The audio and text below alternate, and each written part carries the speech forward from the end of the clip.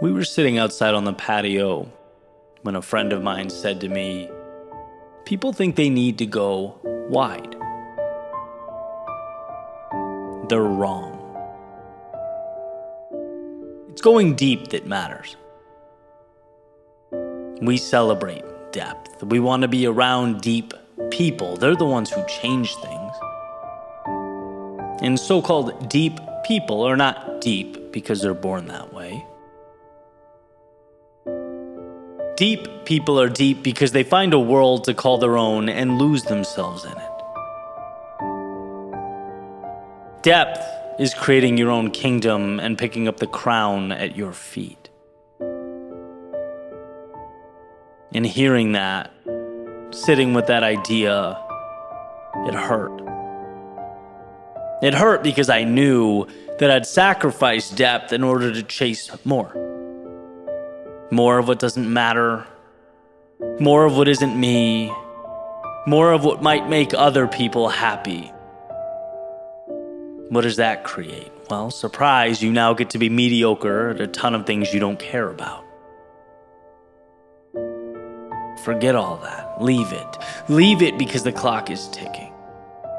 Leave it because you can spend a lifetime chasing distant galaxies and orbiting around someone else's sun. Leave it because you can blink and realize you built your entire world in their image. But what if I were to remind you? You are made of dust from stars. That's right, the same chemical makeup that once lit up the night sky. My friend, the universe is already inside you. It's just that this one needs permission to expand. This one needs you to stop asking the world for directions and understand you are already home. The thing is, you know. You know what's required of you. Just like I knew looking at my friend as he uttered those words. Two things. One, stop playing other people's games. And two, go all in on your own. Find your arena and light up the stage. Imagine if you went deeper on that thing that set your soul ablaze. Imagine if you knocked on the door to your own personal infinity. What might live on the other side? Because it's easy to go wide, to dabble in many things or everything. But the courage, the courage to go all in on your thing.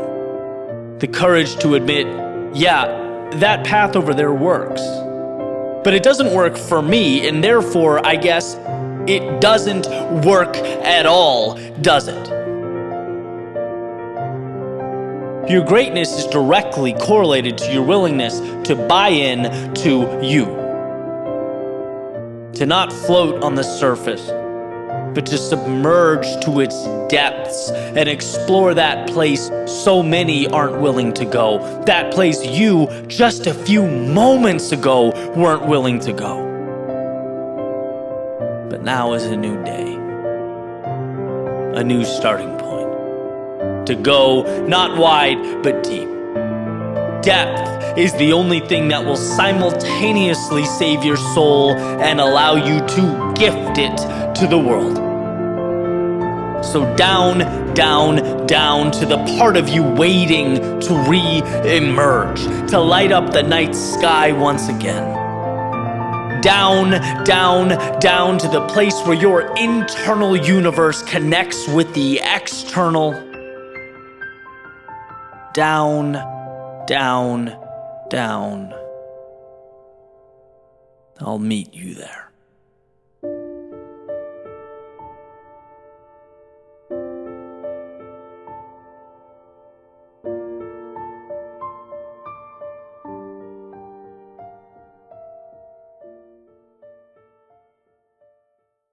Comparison is the thief of joy.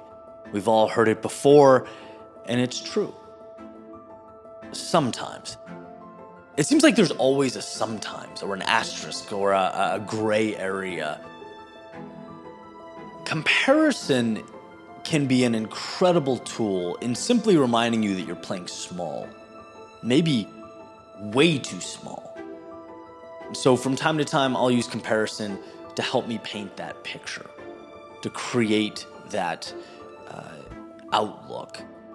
Quick example. So on the shelves behind me and on my Audible library on my phone, there's a ton of books and biographies about the founding fathers and other notable American presidents. Why? Well, because they lived lives of such courage. They lived with such conviction. They just lived differently than we live today. And it forces me to ask the tough questions. It's like, well, why? What makes up for that difference in magnitude?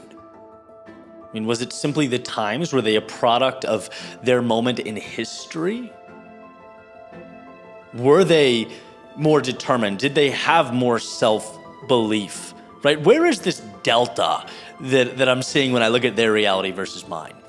You read Hamilton's biography, who's not a president, but you get the point. And my toughest battles seem to contain the same level of intensity and weight as his decision to swat a fly. Right? So I'm going to run through 3 bullets that sort of frame my thinking. It's going to seem like I'm unnecessarily beating myself up here, but the point comes full circle, so bear with me. 1, Washington. Everyone knows, right? Led an army initially practically destined for defeat. His execution and death was almost assured. And then I'm like, okay, I led myself to the gym today. Adams crosses the Atlantic 4 times for his country. At the time, that just brought unfathomable risk, and he does it with a smile. Me, I'm procrastinating about making a phone call. Jefferson, drafting a declaration that claimed independence from the strongest, most powerful empire on earth. Me, I get butterflies before going live on Instagram. We are not the same. Why? Well, I guess first and foremost, let's make sure we're asking the right questions. Who says you or I don't have the potential to be a Washington, an Adams, or a Jefferson? It's not productive to downplay our own battles, right? However small. After all, that's how empires are built, a stacking of small wins. No one just arrives in a position of influence, right? And these folks surely had their own battles. That's all subjective anyway, but the comparison here is sacred to me because there is a common theme amongst all of them. And it's not hidden. You don't have to read between the lines to see it. It's self-belief, right? All of these people were in an environment where change was warranted, and all of them believed they themselves could be levers to help shift that status quo. It's like for no reason, the buck stopped with them. And you see that from childhood on. It suggests that if you believe you can be great, and I do, and by the way, so should you, then understand that it's not possessing of courage that is the issue. The issue is that you're merely holding what amounts to a bucket of it. When the true depth of your courage reaches miles and miles down beneath the surface, there is so much more. So much that it's incomprehensible.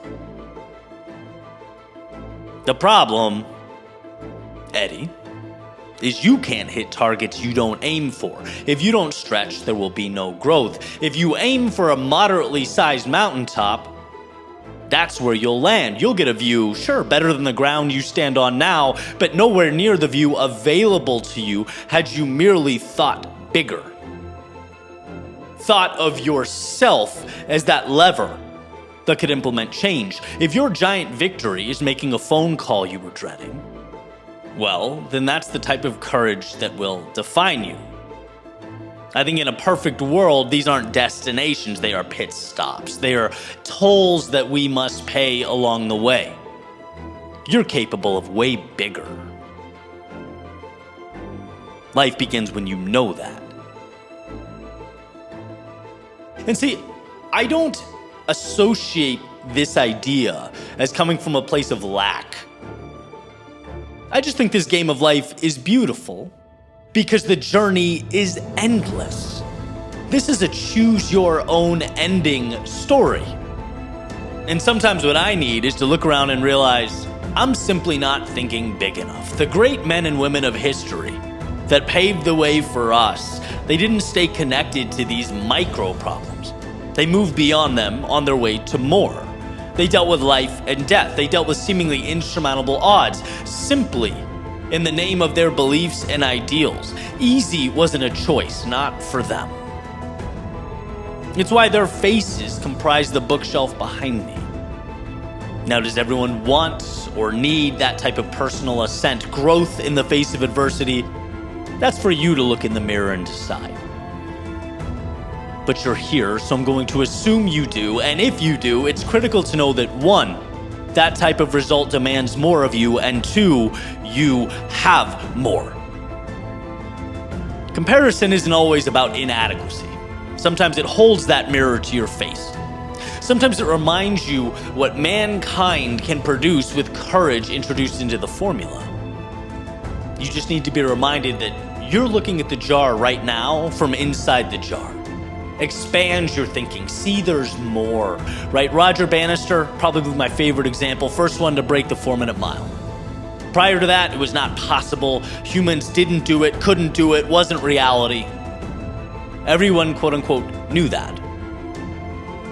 Then Bannister does his thing, breaks it. Suddenly, whoa, it's possible. Now it's real, it's tangible. Runners around the world adjusting their targets. They demand it of themselves. Rapid fire, globally, runner after runner starts breaking that mark. Why? Well, people didn't get more talented overnight. They always had it in them. They just finally allowed themselves to be as good as they were capable of being. And that thing you're fighting, that you're dealing with, it's not nothing. In fact, the battle you're navigating is everything, and I commend you for pushing through it. But take this idea and let it be a part of the arsenal you own and possess as you navigate life's storms. The challenge of today is ultimately small compared to what the best of you is capable of overcoming. What's now the ceiling will be the floor tomorrow. Washington, Adams, Jefferson, Hamilton, they were not gods. They were principled men driven by a purpose bigger than themselves. The scope of their belief in what's possible was monumental. And so, to maintain proportionality, they too grew to be momentous, to fill the shoes of self-created expectation. Sometimes the best thing you can remind yourself is how big the world is, how much you can shape and bend your reality, how powerful you are. You're not a quiet observer, but a builder of this world. Then risking execution makes more sense. Smiling at the prospect of death at sea becomes reasonable. Giving the metaphorical middle finger to the king of the most powerful empire on earth becomes a little easier to understand. It's like, I get it now. The world is malleable, and they knew with courage it could be shaped in their image. Insert you. Different theater, different time, different characters, different objectives all together, but same premise. A malleable world and an opportunity to shape it. So here is to finding the courage to shape your life. Never to dismiss or belittle your own small wins, for all big things are comprised of only small things, but rather to remember where you are now is not the final destination. It's one step on your own personal staircase that ascends to the heavens. Where you stop is a decision entirely yours. See, something beautiful happens when you set the standard so high that it hovers above the clouds. The obstacles along the way become far less intimidating, less significant. The story doesn't end down here, so there must be a way. And when we tell ourselves there must be a way, we simultaneously increase the odds of finding one. Right now is not the final boss, the coveted mountaintop. Right now is a small win that will help shape you into your evolved self. Right now is a mere challenge, an obstacle, a slight inconvenience, a story to tell, a data point as you etch into the ether your reality. As you dream larger than life and grow into those shoes, you could have played small. But then you woke up. You saw beyond the manufactured finish line that was turning molehills into mountains, and realized if you want it, this world is yours. And I say, let it be so. What you're not changing, you are choosing. In other words, nothing happening or quote unquote the same is a decision. We just don't think of it that way. And this is an idea that was shared with me under one of my recent YouTube videos by username Night Owl.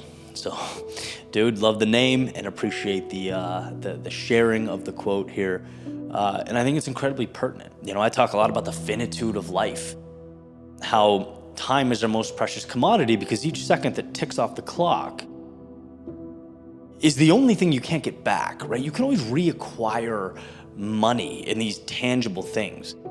Time is once that elapses, it's forever gone. So it makes sense that we ask, well, how do we maximize it? How do we make the most of it? And I wonder this, I want to pose a question. When was the last time you were disappointed with your day? Not because you did something, but because it was underwhelming, because it felt like that sort of cyclical 24 hours. You didn't make any steps towards your goals. You didn't feel like you made progress. It was just more of the mundane. And you thought to yourself, I allowed this. You know, when was the last time you were somewhere you didn't want to be, or around people who didn't light you up, didn't energize you? They're not conducive to your well-being. And you thought, I chose this. A lot of times we just assume we have to do these things because it's life and it's outside of our control. The vast majority of the time, that's simply not the case. And when we take extreme ownership of everything, when we realize that anything happening in the status quo is because we are green-lighting it, we're allowing it to take place, that empowers us. Right? If you think of your life as an arena, it takes you from the stands as an observer. Oh, look, here are things happening to me in my life, and puts you on the floor, on the court, on the stage, however you want to think about it in your brain. It gives you the ability to change outcomes. And that's what we all have. We all have that power. We just have to get past this notion that things are the way they are. It's like, no, if you don't like what's around you, if you're looking to your left and your right and you're disappointed, or it's not enough, or it's not aligned with you, guess whose fault that is? Yours. And guess why that's beautiful? Now you can change it. I want to share a story. This is something I recently came across, a TikTok video. And before I kind of dig into it a little bit, I'm just going to say I actually really like the creator. I think he's a funny dude, entertains his audience, seems like a good guy, all that stuff. But the one thing that he does from time to time that drives me crazy is bitch about how hard things are for millennials. Homes are so expensive. Jobs simply don't pay enough. It's way too difficult to meet people. Boomers had it so much easier. You know, it's like the same song and dance. And he gets thousands and thousands of people to join him in what I think is best described as a community temper tantrum, right? Everyone kind of claps along like baby seals, talking about how hard life is. And it's like, look, two things can be true at once and often are. Statistically, he is not wrong. Okay? It's way harder to own a house now than it was 60 years ago. Both statistical and anecdotal evidence is going to support this. But I can't help but ask, what are you getting from whining? How is anything better? Anything. Name one thing that improves, right? If anything, you're taking steps backwards because you're creating this narrative in your brain that life is working against you, that everything is an uphill battle. And there's nothing so dangerous as a poor me mindset.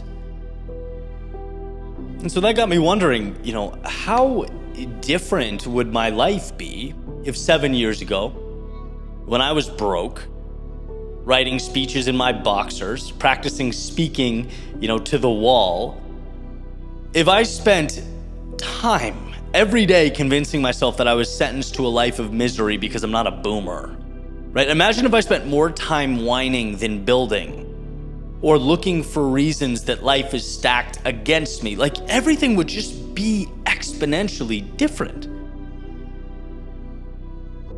And as I'm speaking this, I get it. I'm 37. I'm kind of the old man wagging his finger at people on TikTok already, I guess. But I just feel compelled to do it because I've walked through a little bit of fire. And I can tell you that if I allowed that thought pattern to consume me, I would be way worse off than I am now, right? I'm saying this out of love, believe it or not, out of concern. When the currency shifted on these social platforms to victimhood, when the incentive became garnering the most sympathy under one's videos, people started gravitating away from their power in order to be patted on the head and told, it's not their fault. Another quick anecdote. A few years back, and I think I've talked about this before, I did a run across Texas with some friends. It was like 500 miles all in all, the route we went. And along the way, as happens when you're running for an extended period of time, started getting these little issues, right? The usual bumps and bruises you imagine during a run like that. And we paused and we were grabbing some water, taking a little breather. And I start talking about my knee and how it's killing me. And my friend Tom, who, one of my best friends, he's a little bit older and sometimes, doesn't shy away from some tough love. He goes, "Ed, I'm not a doctor, so I don't know what you're gonna get from telling me." He's messing with me a little bit, but there is truth to that, right? Like, what could I have possibly gotten from that exchange other than sympathy? And what's sympathy worth? I think nothing. Right? There was a little moment that ended up being not so little. I've learned to become my own biggest fan. That's not always the easiest thing to do, right? Amidst the trials and tribulations of life. Right? I'm there for myself. I give myself grace, right? But sometimes what I need is tough love with the knee scenario. Same thing with the millennials whining about, life in totality on TikTok, with anyone talking about anything they aren't happy with in their lives. And I think the real value is in this phrase. Do something to change it, or shut up. If you're not content with the status quo, be the change, or stop talking about it. Sympathy has never been a valuable thing in my life, right? Pity from others has never helped me. And even though seeking it may feel good in the moment, it's like this distraction from the introspection that needs to occur, it's still ultimately a mirage. It's a trick, a trap. You don't want it, as pretty as it may seem in the moment. If you don't like something, fix it. Because you can. Start working towards a solution. Because you're powerful enough to do that. Always. And so when you've noticed time go by and there's that reoccurrence of that which is, again, not conducive to your happiness or well-being, When you feel that temptation to seek validation and pity for your experience, please let this be a reminder. Your strength is not in garnering sympathy, it's in fixing it. It's in changing your life. It's in pivoting and adjusting. You are a fixer, a doer. You are a maker of worlds. Not someone who bows their head and concedes to their current reality. And so, I'll end again with a little refresher on my pal Night Owl's quote. What you are not changing, you are choosing. You are choosing it when you're upset. You're choosing it when you vent and complain. You're choosing it when you throw your arms in the air and proclaim it's all out of your hands. It's all a choice. And the good news, the message, the takeaway, the saving grace is you were given the power to script your own narrative and write your own story. Don't waste that. Don't let that slip away. Choose not to accept the now, but rather to create the ideal.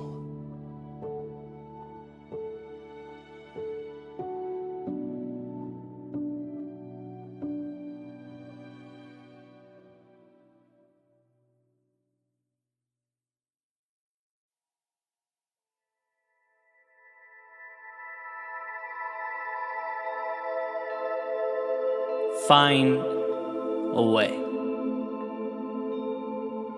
Because first and foremost, there always is one. Find a way because you are more than strong enough. Because anything other than a solution or some semblance of progress means you gave in, called it quits, threw in the towel. And giving in is not who you are. Find a way, because that discomfort today, well, it becomes our greatest source of pride tomorrow. The simple decision to carry on or stick it out now is so much more than it appears to be when under duress. Sure, it's easy to turn around. But everything relies on your moving forward into that darkness. Find a way. Because while we may think we want safety and need predictability, our souls want adventure. Life's meaning is comprised of the mountains climbed and dragons slayed, so step out and slay your dragons. Find a way. Because an evolved self has to be earned. Keeping promises to yourself is no small ordeal. Putting your head on the pillow at night, knowing you followed through on who you decided you would be, that's power. It creates a trajectory towards infinite possibility. It points you at the stars. Find a way, because you must reinforce the fact that the world is clay to be molded, not a checklist. It's a game, not a chore, a gift, not an obligation. When you find a way, you become the ruler of your own kingdom. Look, there exists a way, a path. That's not the question. The question is one of effort. Is there a willingness to move beyond the parameters imposed upon you by others, by the past, by the thoughts that bounce around in your head? Is there a willingness to endure duress in the short term? Is there a willingness to fall down now, to look dumb, to not always be perfectly packaged or assembled? Are you willing to endure that in exchange for the infinite? I remember hearing the mantra, there is always a way to get to your finish line. It's not, can I? It's not, is it possible? No, it's how. How do I get there? The dots exist. You have to be the one to connect them. You have to build bridges over the oceans of unknowns, the valleys comprised of the unforeseen. Oh, there is a way. Remember that. Remember that it's not the destination that's in question, but one's willingness to knock and knock and knock until the right door opens. Remember that you have everything you need, that you are armed with all that is required. You were made to connect those very dots before you. You just have to decide what's more important to you. That feeling of reaching the top of the mountain, or the feeling of its shade at the bottom.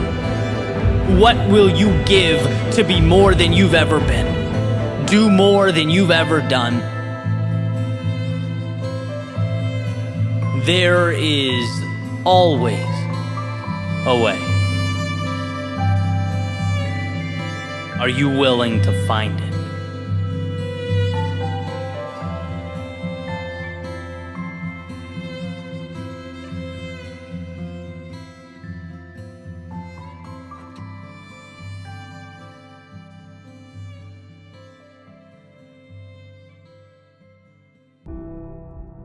So I wake up,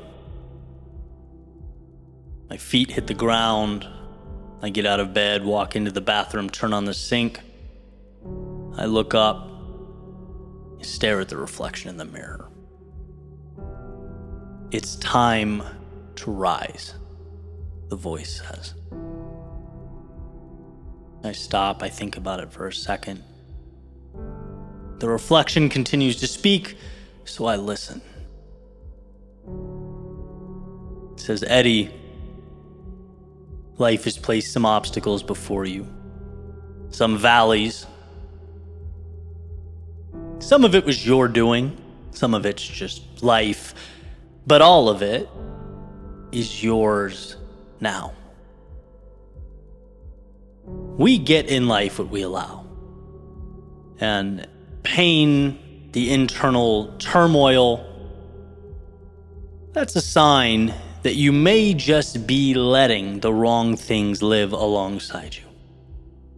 The wrong thoughts, actions, ideas, stories, people, and places.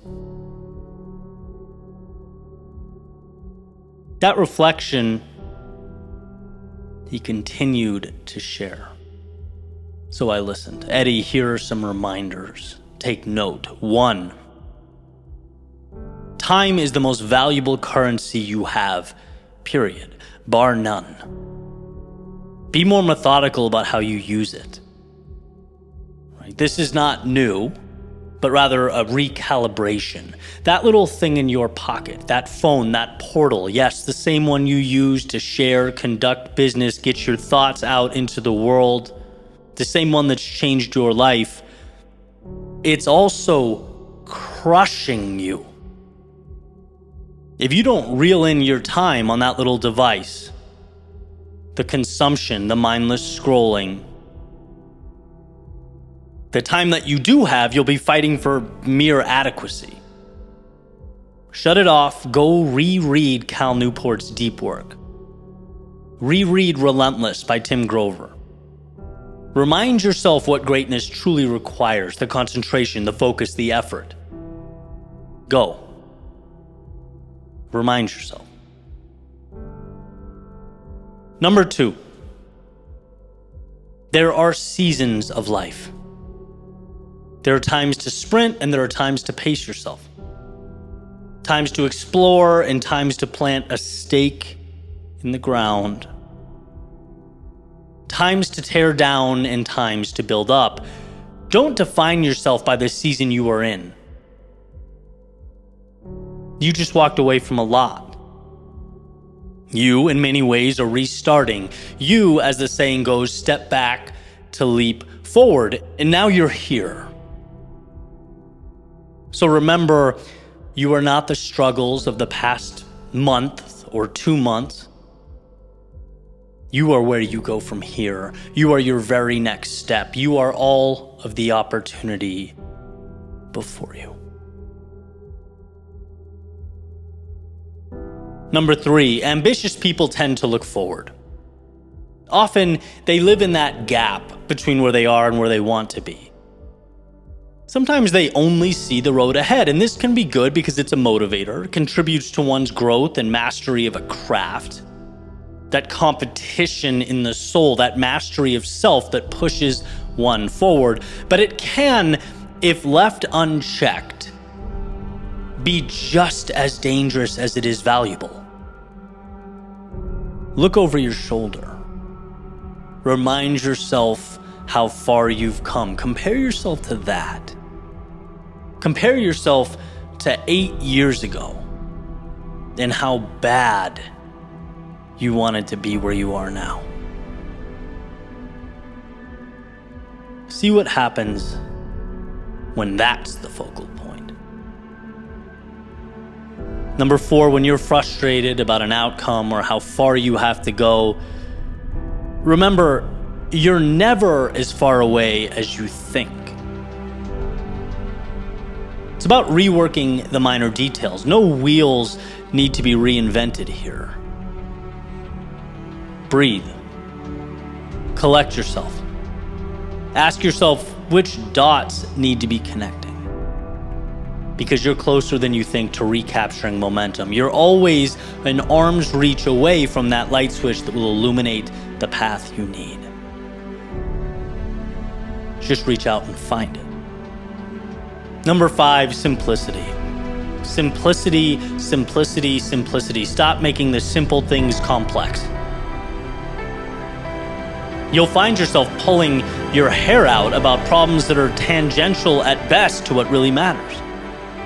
The right things are simple. A happy, healthy, effective life is minimalist. Protect it. Preserve it. Keep the complexity out. Remove the clutter in your environment. Clutter in your thoughts. Revert back to what's simple because there, everything of value will emerge. And number 6, it can be right, but wrong for you. That means, in your case, it's wrong in totality. Look, there will always be available off-ramps. There will always be he did this and it worked, she did that and it worked. Stay true to you in your world, your North Star. Even the people trying to help you, right? They can only advise on what they know, their experience. Their experience is not yours. This is the evolution of insanity. It calls for one to be crazy until they are quote-unquote experts, to be lost until they are found. And if you avoid pointing to other people for the answers and find the courage to carve out your own path, eventually people will point to you for the answers. And number 7, as a friend of mine once said, walk into every room like God sent you. You are there for a reason. You have something to offer, something to give, something precious. The world won't know that until you know that, until you live and breathe that, until you operate with conviction. Give yourself the respect you hope to be granted by other people. The reflection pauses one more time, looks at me through the mirror and says, "It's time to rise.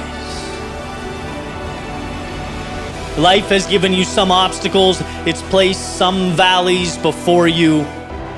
Some of those were dictated by life, some of them are your fault, but they are all of it, every single piece, yours now. We get in life what we allow.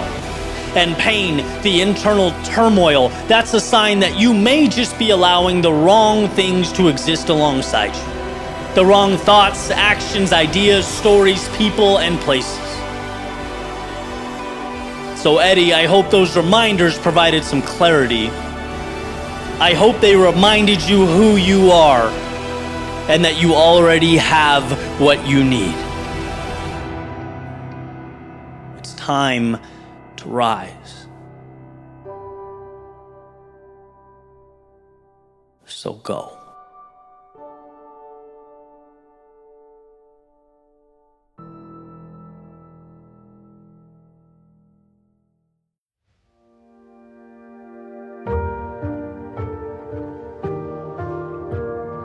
Don't think so much. You might overlook the obvious.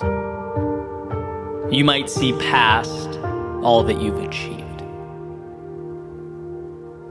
Don't move so quickly. You might overstep the moment. You might miss all the beauty you're creating. One can wake up, get dressed, walk out the door thinking that they're on their way to a someday achievable, brilliant finale, and simultaneously fail to understand the miracle of the now.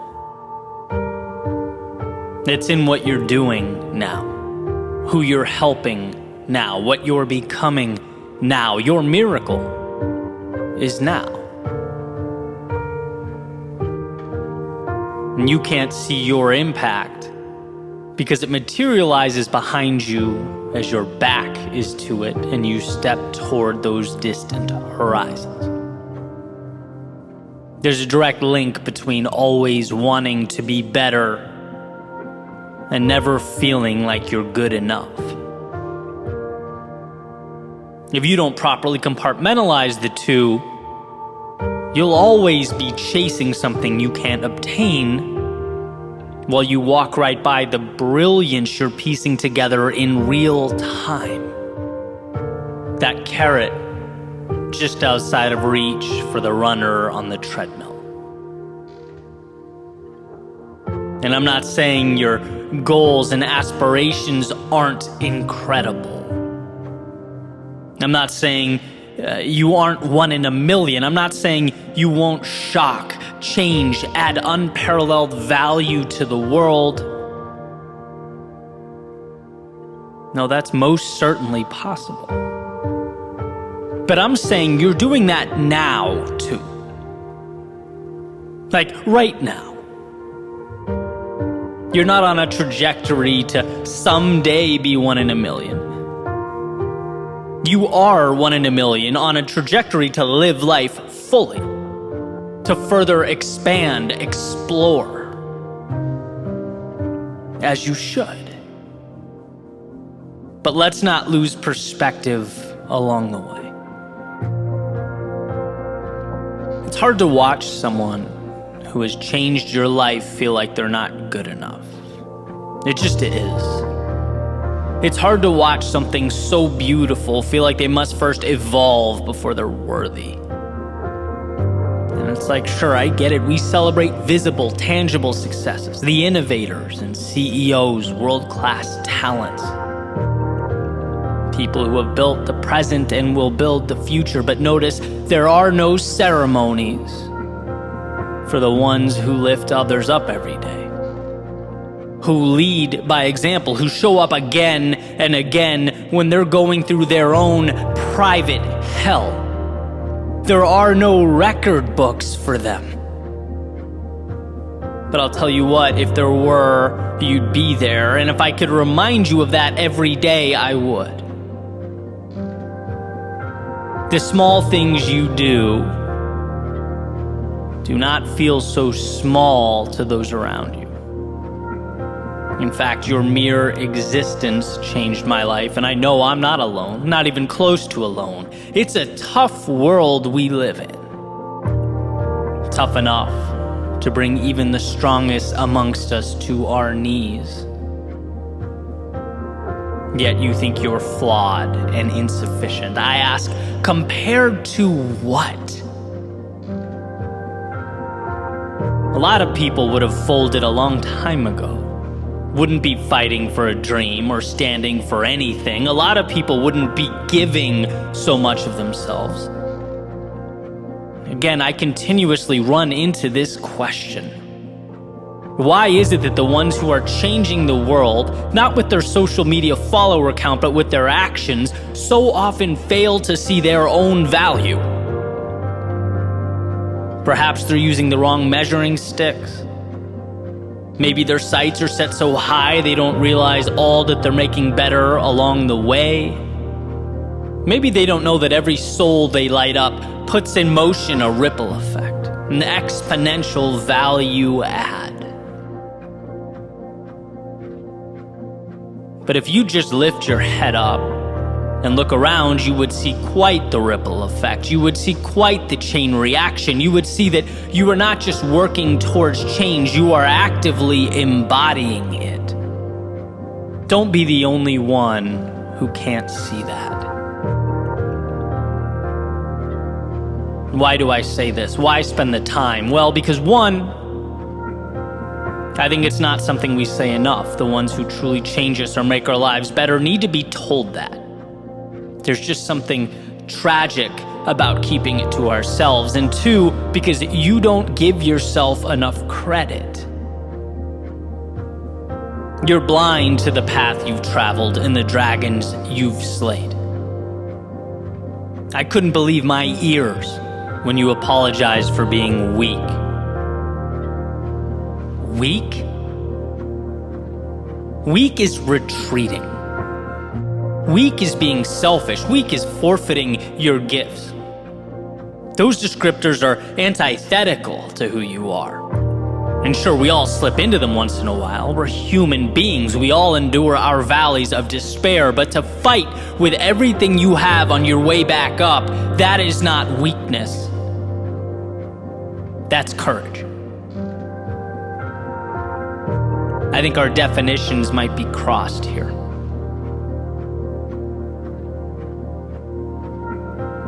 See, I'm a firm believer that absolutely we have to be our own greatest critics, no doubt. But the value in that, the expectation, is that it's coupled with a commitment to also be our own greatest allies. Are you? Are you your own greatest ally? Because sometimes I'm not so sure. Do you see how much light you bring to the world? How much better people around you are when you enter a room and smile, when you listen to them and their problems, when you inspire them by making decisions with so much at stake, when you don't let the hardship of your past keep you down. And I know how hard it's been. I'm telling you this because maybe you don't know. Maybe you talk so much about what the future will be and how big and incredible things will become that you overlook the parallel worlds you are creating with each step along the way, a pilgrim, a wanderer in search of an impact you are already making. So look, keep your head up and your expectations high. You will do remarkable things. But don't be afraid to look over your shoulder and see that you already are. Don't beat yourself up for not yet arriving at an imaginary place while you change the world along the way.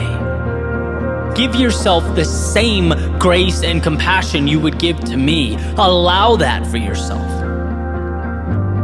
Don't think so much that you overlook the obvious. You just might see past all that you've achieved. And don't move so quickly that you overstep the moment. You might just miss all that beauty that you're creating. This isn't a pep talk. This is me holding up a mirror so that you can see the value add. You're not merely an IOU to some future self. You are all the people around you whose lives you make better every day, the lives you touch by being you.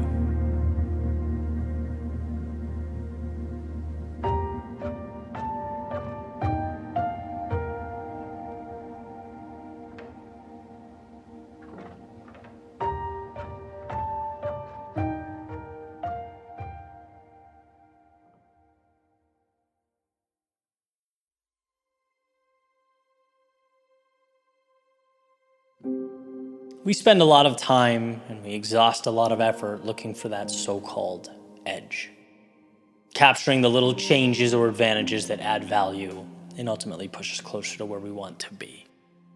Right? These so-called life hacks are everywhere, from you name it, reshuffling daily tasks to activities, exercises that enhance our performance, food, supplements, apps.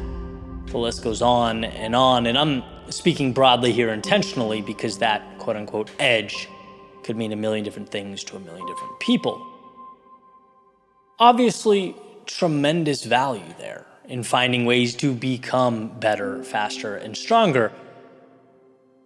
But why this topic excites me and what I'm specifically looking forward to exploring is what I believe to be the most important advantage there is, and that's consistency. Consistency, the unsexy, unremarkable answer, right? But you can always distill everything else down into that simple art of showing up, being there every day. To me, that begins it all. That will always be the foundation we build everything on. Over time, it becomes the reason you win or you lose. And I believe that wholeheartedly. Like, nothing matters if you aren't locked in and repeatedly making the daily effort. No pill is going to make you a starting point guard or a stellar performer at work or, an amazing parent. That's dedicated, concentrated, consistent effort.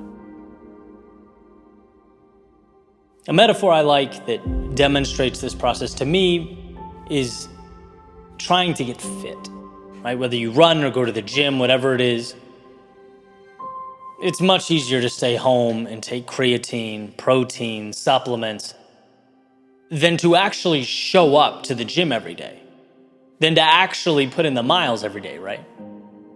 But without showing up, all that other stuff is meaningless. And that's the heart of what I'm getting at.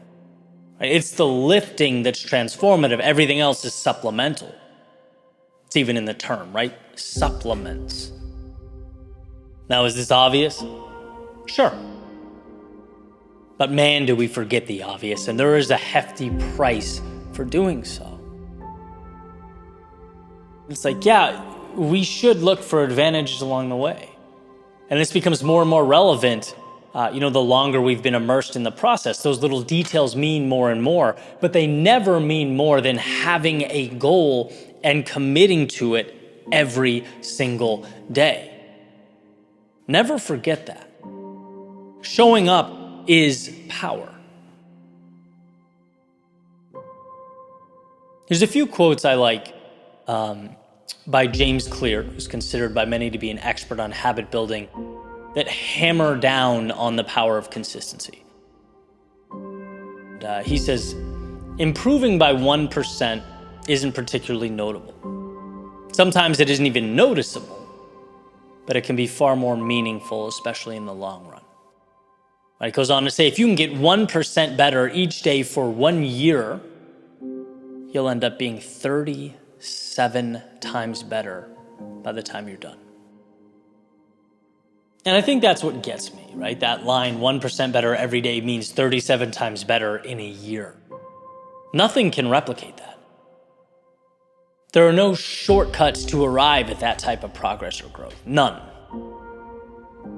And sure, the environment can change. There are times where the landscape shifts right under your feet.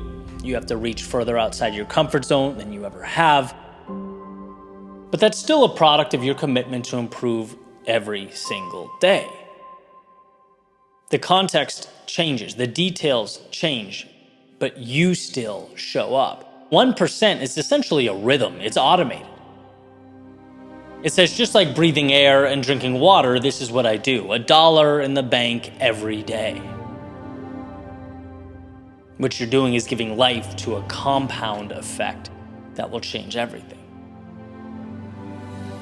In my world, my showing up is every day, how do I become a little bit better at storytelling? How do I refine that intersection of personal development and entertainment so that, we can enjoy and get the most out of the journey? How do I make this brand matter a little more, mean a little more, be a little more effective?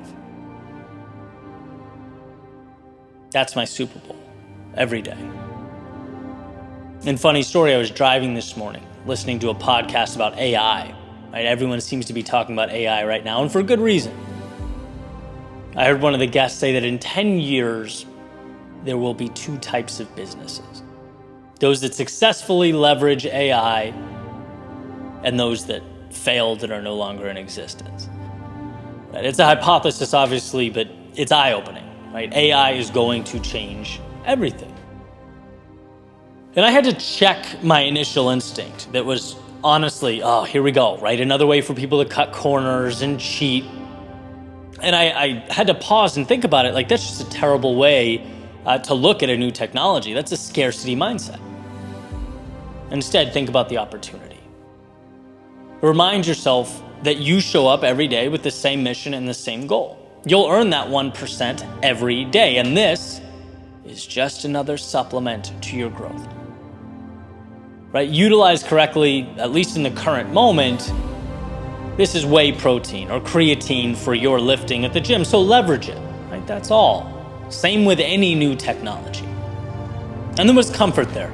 There was comfort in looking back at thinking, look at all the previous technology, its evolution. Look at the social platforms, how we interact now. Through it all, the changes, the highs, lows, ups and downs, you showed up. You held on to that North Star and over again made necessary adjustments. Right? That commitment has been everything. YouTube's algorithm changes did not kill me. It ended up making me a better storyteller, writer, speaker. COVID, pushing my live speaking engagements aside for a while, causing me to further digitize my business model. That didn't hurt me. It made the brand bigger. Short form content, blasting off onto the scene, TikToks, IG Reels, that didn't hurt me. It forced me to be smarter and more thoughtful about how to integrate short-term content into my long-form content, how to make them work together. It ended up being an advantage. Right? The bottom line being, when you are consistent, when you show up for your thing, no matter what changes are occurring, no matter what's happening externally, when you're there for your mission, that allows you to make whatever little changes need to be made along the way. Being there for yourself, committing to the twists and turns is everything. And it may be extreme to say, especially in such a rapidly changing environment right now, but my mentality is, who cares? Who cares about all the detail and the minutia and the externality? Who cares? You know what matters. You know what you're here to do, so keep that front and center. Simplicity being the ultimate sophistication doesn't get simpler. Show up. Never let that 1% that James Clear talks about out of your sight. And then make the adjustments as necessary. Integrate the life hacks and the tech evolutions. right? Fighting for that 1% every single day becomes 37 times better in a year. Think about how powerful that is. Let the world argue over this and that. Let them be on this path versus that path. Your strength is in trusting yourself to adjust along the way. But knowing that through it all, you will be there every morning when the sun comes up, the light moves through your window. You'll wake up committed to being a little better than you were yesterday. And that's why through it all, the turbulence, the highs, the lows, the ups and the downs, you will still be standing there, ready for whatever comes next.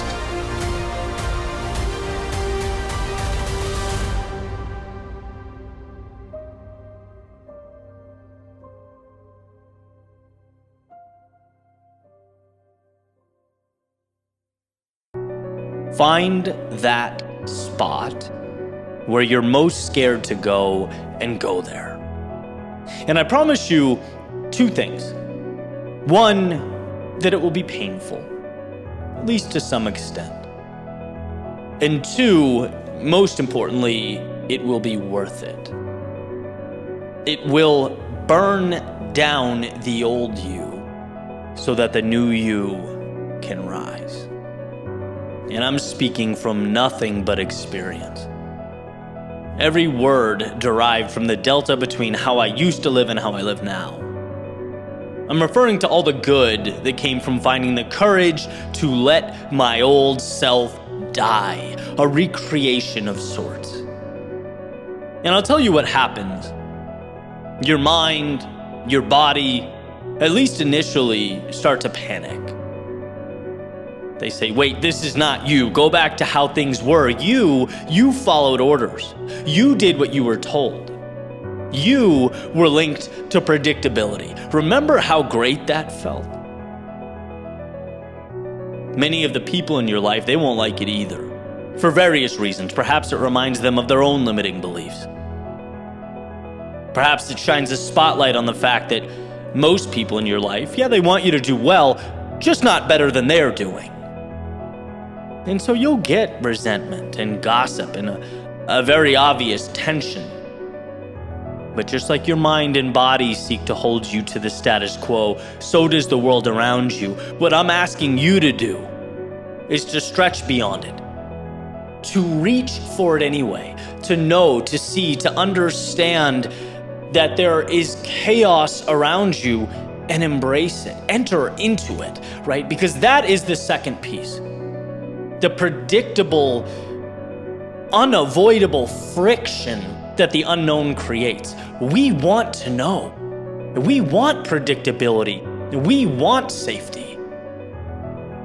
But the truth is, everything of value, everything meaningful in the world started with the process disconnected from a result. It's like, how can you be sure how things will end up? How can you be sure this will work out? How do you know for certain that the hero wins? You don't.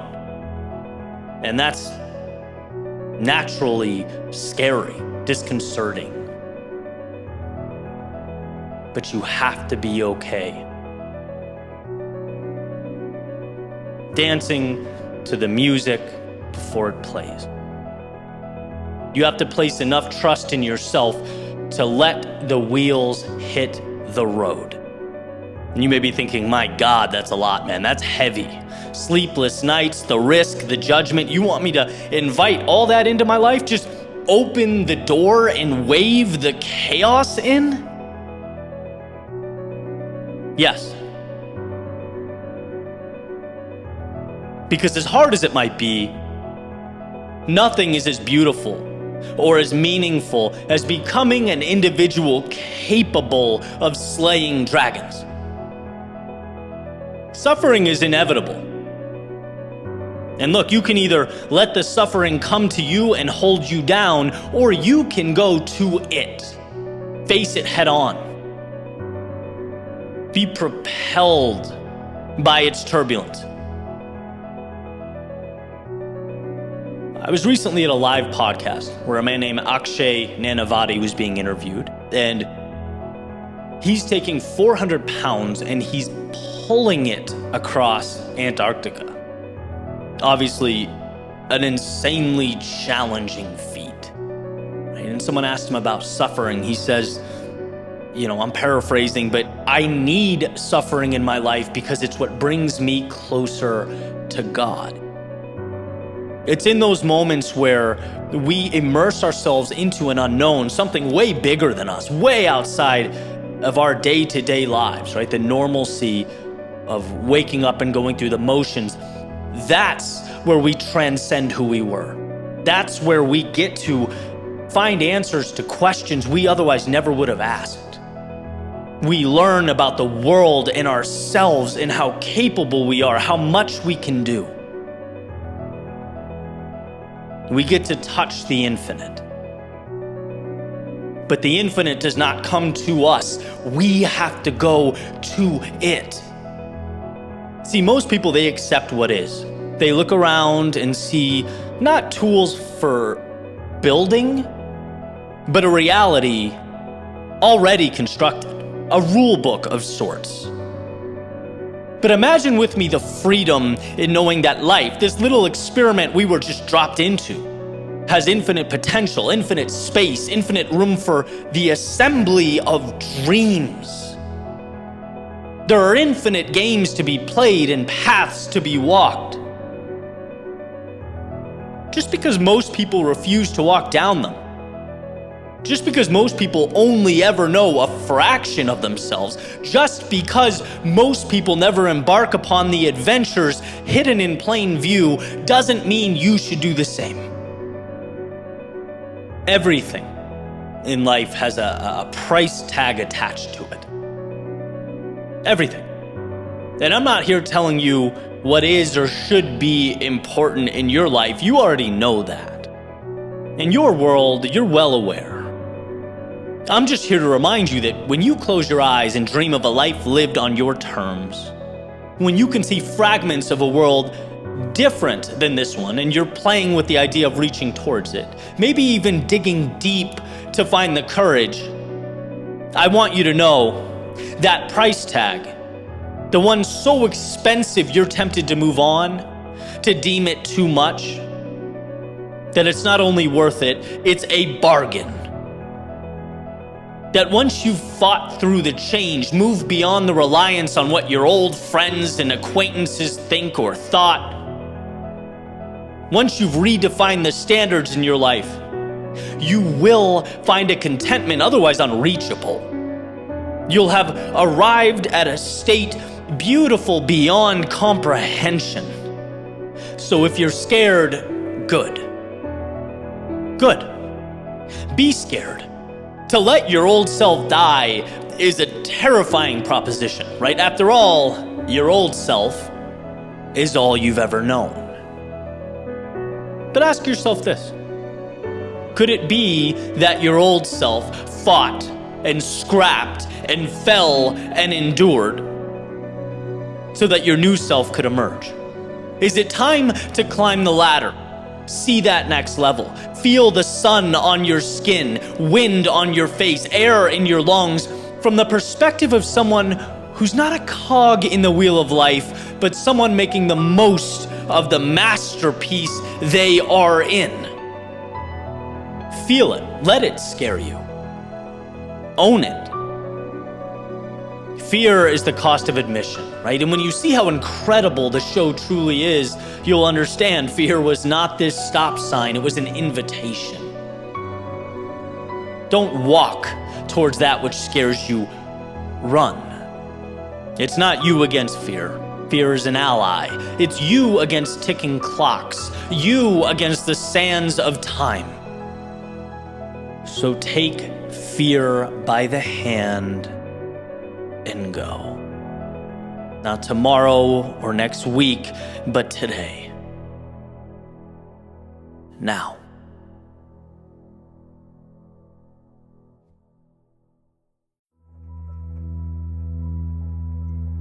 The other day, I heard someone say that they've found some of the most important things in their life in places where they weren't supposed to find them. Which is interesting to me. One, because that seems to happen a lot. And two, because it's like, who creates the parameters around what we're supposed to do? Who sets the rules to begin with? I'm continuously blown away by our tendency to create imaginary walls and then live within them. To build steel bars around ourselves that separate the now from future opportunity. In one of the first videos I ever made, I talked about this nagging feeling of discomfort that occurred right after I left the corporate world and started my own business. And at that point, to call it a business was giving myself a lot of credit. I was basically just starting to make videos and put them out on social media. But I would run in the middle of the day, right? That was my thing, right through Boston, along the Charles River. I loved running. But I couldn't help feeling this guilt, like I wasn't supposed to. Like I was doing the wrong thing, doing what I was taught not to do. My whole life, I learned that you go to school or work during the day. That's the right thing. In a decade removed, I've grown and I've learned. I know how crazy it sounds now. But it took me a long time to even enjoy it and not feel like some deviant who was leaving everything he'd worked for up to that point to go and fail spectacularly. Right? The supposed to followed me around like a shadow, constantly trying to pull me back in. Freedom to me is separating oneself from this exact sentiment. It's doing what's best for you, exploring your own worldview, blazing, as the saying goes, your own trail. Because you'll find very few supposed tos there. I think this is a microcosm of a greater truth. The most important things we do in life, our pivotal moments, our epiphanies, are found where we weren't supposed to find them. Because what we're supposed to do is very rarely methodically thought out. It's simply the norm. It's marching orders. It's what the crowd is doing. It's what will help us blend in. And it's interesting, as I've pushed further and further into life, I've come to believe that rarely is what's best all one thing or all another. It's working to find a balance that supports your ideal life trajectory, right? That balance will lean substantially more one way or another depending on who you are and what's important to you. And so, I'm not suggesting one always needs to be different, or if something is common, it's wrong. No, thousands of years of evolution and societal stressors have in many ways narrowed down for us what's effective and efficient. It's helped us survive. And to dismiss this outright is obviously counterproductive, but it does explain why any break from these norms physically hurts. We associate them with survival. And here lies the divide between surviving, which we are supposed to do, and excelling, which is to embark upon a different game altogether. Survival is mitigating risk. Excelling is hunting down the opportunity. Survival is blending in. Excelling is asking, what about me is unique and how can I dive into that fully? Survival is not having to innovate on any large scale because the instructions are clear and laid out for you. Excelling is asking, now that I know the rules, how can I bend and maybe even break them so that I can improve my life and the lives of those around me?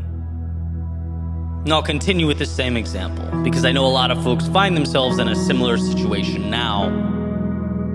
I wasn't supposed to deviate from my previous life trajectory, my education, my career track, my 401k, but I did. And I found something I otherwise would never have, an ability to work on what I enjoy and share that with others. I wasn't supposed to leave home, the Northeast. The most important people in my life live up there. But I've found comfort, peace, and new beginnings down here that I never would have experienced. I wasn't supposed to do many of the things I'm doing today. It was a genuine curiosity and a willingness to chase down what's meaningful, and the beautiful thing is, anyone can do that. Every single one of us can detach and depart from the supposed tos in our lives. And hey, maybe some of them should be there. Maybe some are adding value and stability that you need and maybe even cherish. But I can promise some of them aren't. And it's worth a look. It's worth thinking about those things. Where can we be a little braver, a little more courageous? Where can we venture outside the scope of what we've subconsciously deemed everyday life? I love the notion that there's always more in you. You just need to give yourself permission to pursue it. Right? It only makes sense that no journey begins until we give it the green light.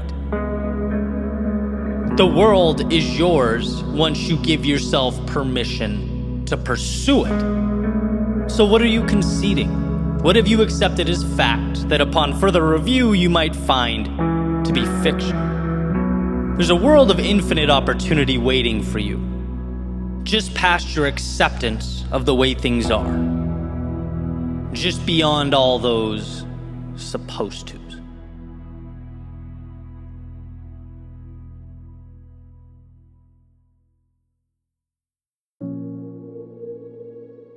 What if those less than ideal things in our lives, right? So our limitations, our constraints, the aspects of life we consider to be, a bad hand.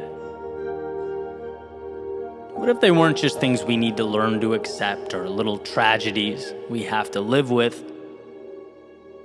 What if they were ultimately the aspects of our lives that create the best of us? The elements of our world that push us to our greatness. And this came to mind earlier. I was listening to a book called How to Think Like a Roman Emperor by Donald Robertson. And he explores this point. He talks about Socrates in ancient Athens and how he lived in abject poverty. How, according to the standards of ancient Athens, was not an attractive person by any means. Just seemed to have a lot working against him. And the question that's posed is whether these exact circumstances ultimately created the man that became one of the most important thinkers in history. He implies that his reality and his surroundings shaped his worldview, so it only makes sense for one to conclude that all of it contributed to the life he lived. If Socrates was born wealthy and attractive and all these things, could he have become the man that he became? Probably not. And the reason I love this is because, to put it simply, it reframes those less than ideal circumstances in our lives. Whether it is a personal trait we have no control over or an occurrence we deal with. It's understanding that a lack of ability in one area helps guide us to that spot where we can thrive. A disappointment we encounter helps us regroup and make our way to the thing that is ultimately best. The less than ideal, the things that at surface level seem bad or problematic, they're always working for us to push us towards our contentment and our growth to our greatness. I can say on my end, it was the turbulence I experienced in my life that created that sense of curiosity for me. It was a lack of understanding that pushed me to write about life. explore the hardships we face, and the resilience of the human spirit through it all. There's a pretty famous Stoic idea that states we can't often control what happens, but we can always control how we respond to what happens. And there lies the power in the understanding that when one door closes, as the saying goes, you are pushed closer to the one that will open for you. You have to decide whether you will find it within yourself to open it. Or will you focus on the lack, the gap, what's not there, what you don't have, what went wrong? See, all those things, the things that most people use as their reason to stop or quit or not go, they can be the reason you lose, or they can be the very reason you win. You find a way. But that means moving forward, trusting there is good to be had, understanding that everything that goes creates space for what truly needs to be there. I understand it's common, right? But it's not just a cliche that adversity creates us, that difficult times shape us. Why? Because we are transformed by the bad and the difficult, and that which in the moment does not seem ideal. Because they force us to move further into what we were meant to do and who we were meant to be. Just like Socrates was created from his adverse situation, his brilliance derived from his circumstance, your greatness will be derived from yours. So remember that next time you feel as though you've been slighted by life or something's been taken away from you. While it may feel negative, and I get it, from time to time it does, it ultimately becomes the wind at your back, bringing you where you most need to be.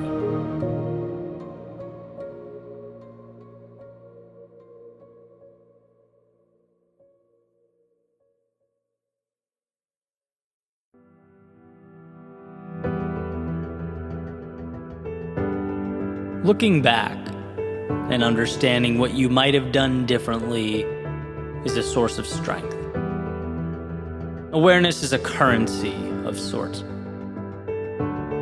But being sorry for yesterday, dwelling on the days gone by, that is a waste of time.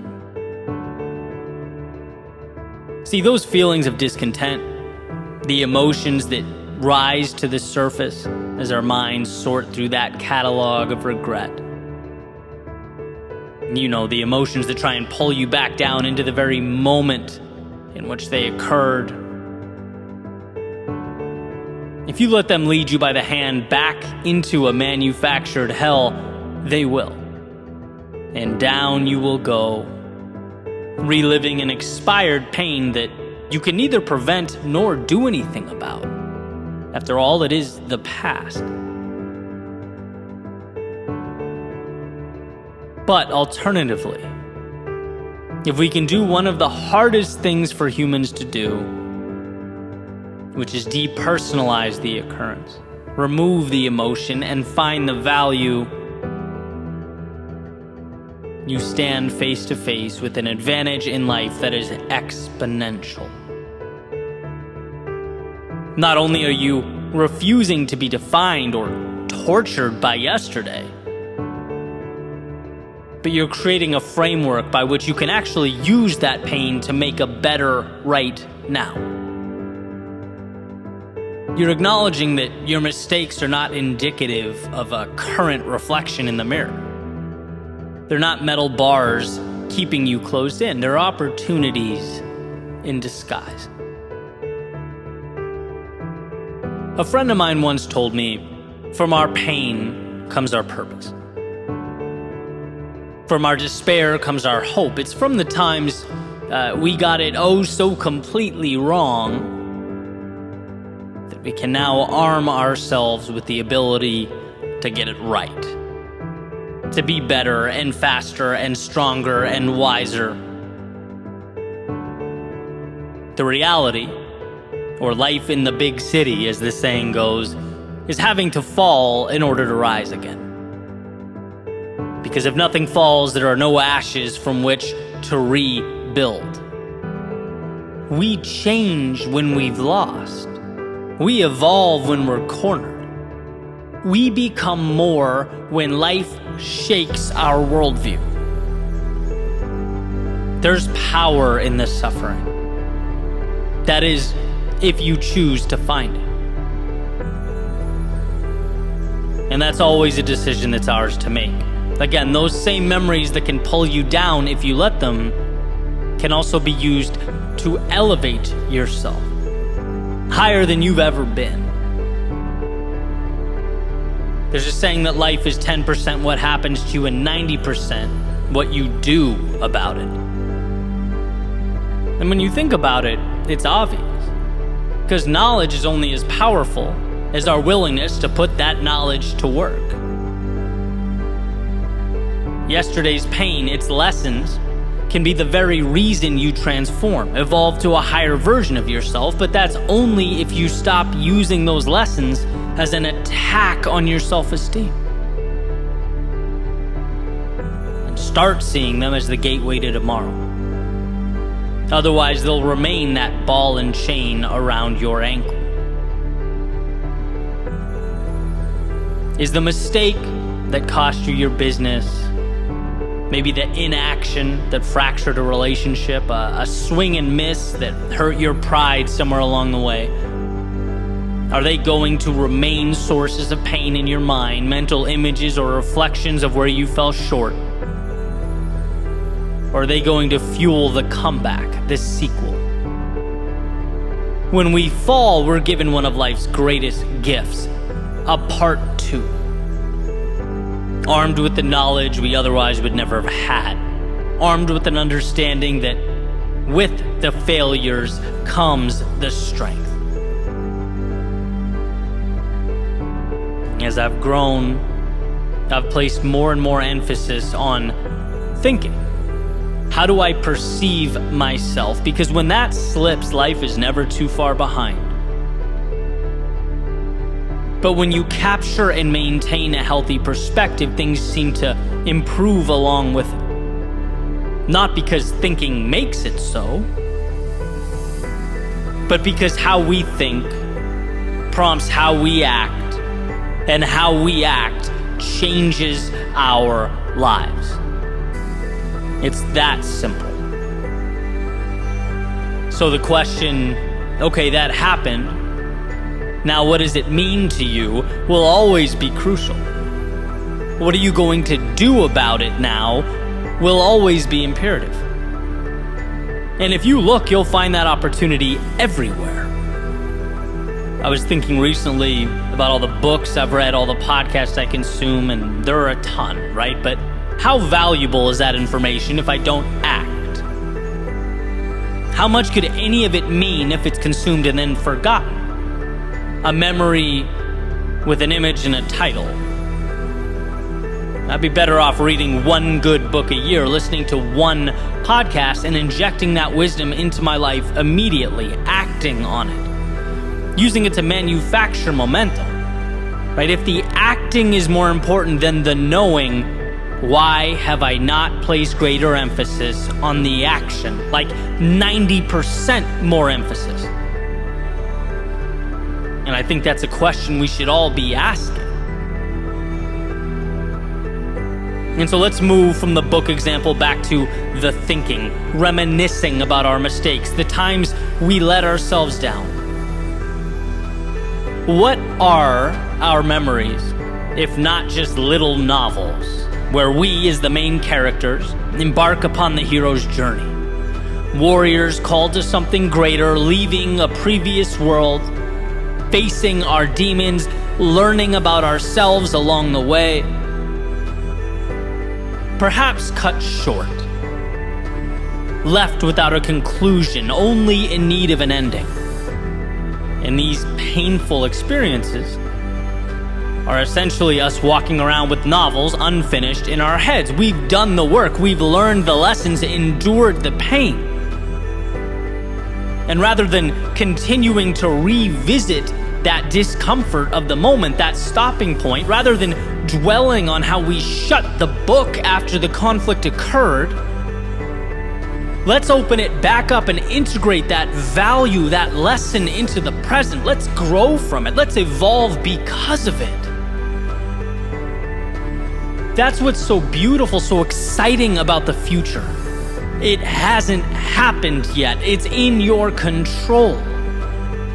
You're painting that picture now in real time, and so how convenient that you fell yesterday. Now you have an opportunity to be stronger today. And how incredible that you learned what actions or inaction was not in line with the person you want to be. Now you have an opportunity to root all that out. And how beautiful that you felt the pain of quitting, of stopping short, of throwing the towel. Now, as you push forward into that great unknown, you have a reminder, a benchmark to compare with the difficulty of the present moment. You can silence the voice in your head begging you to slow down because you now know what the alternative looks like. To put it simply, you are not the same person you were yesterday. Specifically because of what you've been through, you have those mistakes to thank for the meaningful road you will travel. And let that be the expectation. We don't get through life without mistakes. There is no perfect journey. And the ones who move courageously into the future know that more than anyone. Life pushes back. The world has a say, and sometimes that means we must be humbled along the way. It means we swing and miss. It means plans fall apart. But you will prevail, maybe not immediately, but eventually, because you perceive the adversity as merely a cost of admission, specifically because you don't let it run loops in your mind.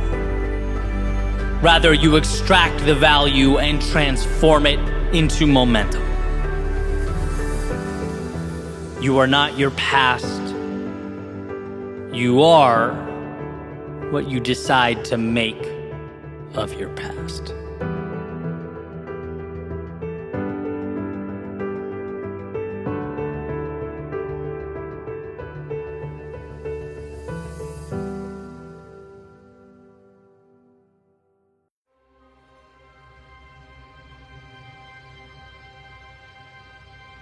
Feeling stuck is a feature, not a bug. Having moments of doubt is a feature, not a bug. Losing perspective from time to time is a feature, not a bug. There's no way to step out into the world and avoid these things. Therefore, the question is not, will these moments arise? The question is, when they inevitably do, what will you make of them? And I think that fork in the road is often very misunderstood. How you look at the world around you is everything. Not because, as the great Tony Robbins says, you close your eyes and chant, there's no weeds, and they're suddenly gone from your garden, but because it's indicative of the choice we have. That when something happens, we don't always get to control how it unfolds before us, but we do get to choose what it means. And that's it. A simple decision. And you can see how it's just as easy to go one way as it is to go another. Right? Citing another brilliant voice in this space, Jim Rohn used to say something along the lines of, success is easy. Right? It's nothing more than a few simple decisions every day. Well, when asked, why isn't everyone successful? He'd say, because being unsuccessful is easy too. Choosing not to do those things is easy too. Right? Everything is about your decoder. The world provides the pieces, but it makes you the architect. And so, what are you building? The ones who have had the greatest impact, designed beautiful change, added value to the world, they did it through chaos. Yet, those who are the angriest, who've done very little with the gifts allotted to them, they'll cite some variation of chaos for the reason they haven't succeeded. It's the lens, it's the decoder, it's the fork in the road, and you choosing which direction you will take. If you're feeling trapped in a routine, you have, in some capacity, taken the pieces around you and created a story of limitation. You're forgetting that nothing is stopping you from trying something new today, taking a risk today. When you're feeling insufficient or like everyone around you has it all figured out, you've taken the pieces and created a story of imaginary adversaries. This is not you versus the world. It is you versus you. This moment has given you a fresh start, a chance to find alignment with that which is meaningful to you.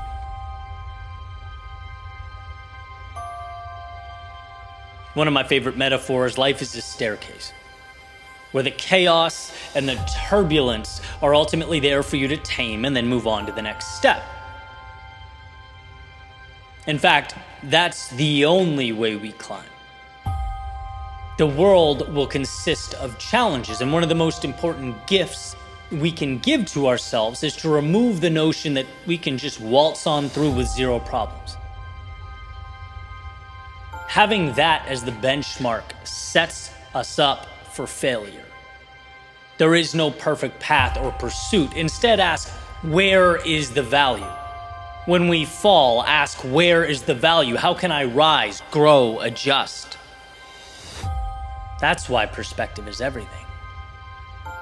One man or woman's business failure is the reason he says, I tried, and talks about what could have been over beer with his buddies for the next decade. Another man or woman's failure is the reason she's able to pinpoint where the problems existed and come back stronger, wiser, armed with solutions.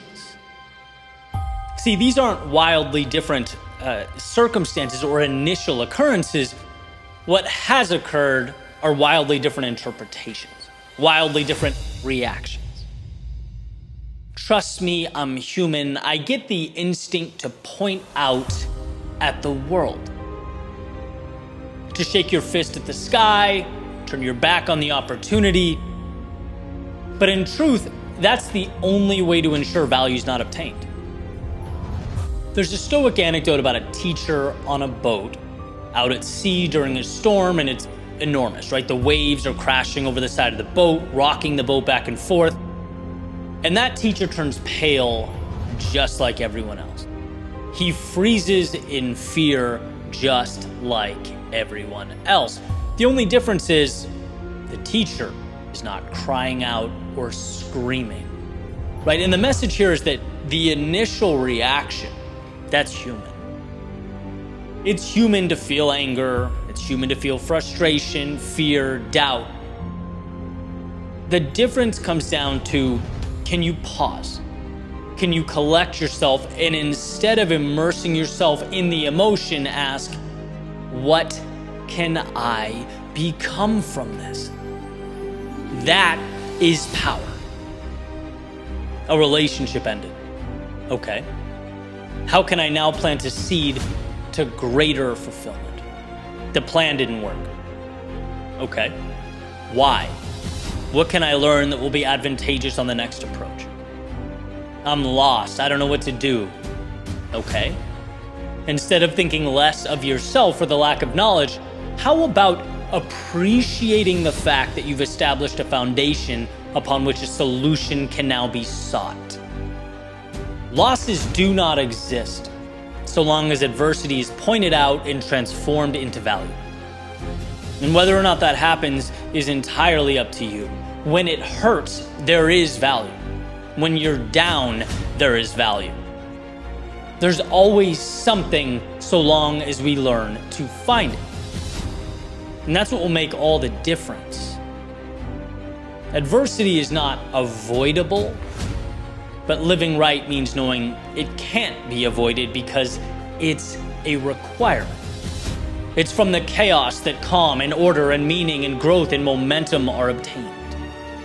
So even though you may be tempted to turn your back, to run or cry out when the winds are strong and the waves come crashing down on your reality, remember that you can not only withstand the disarray, but you can come out on the other side stronger.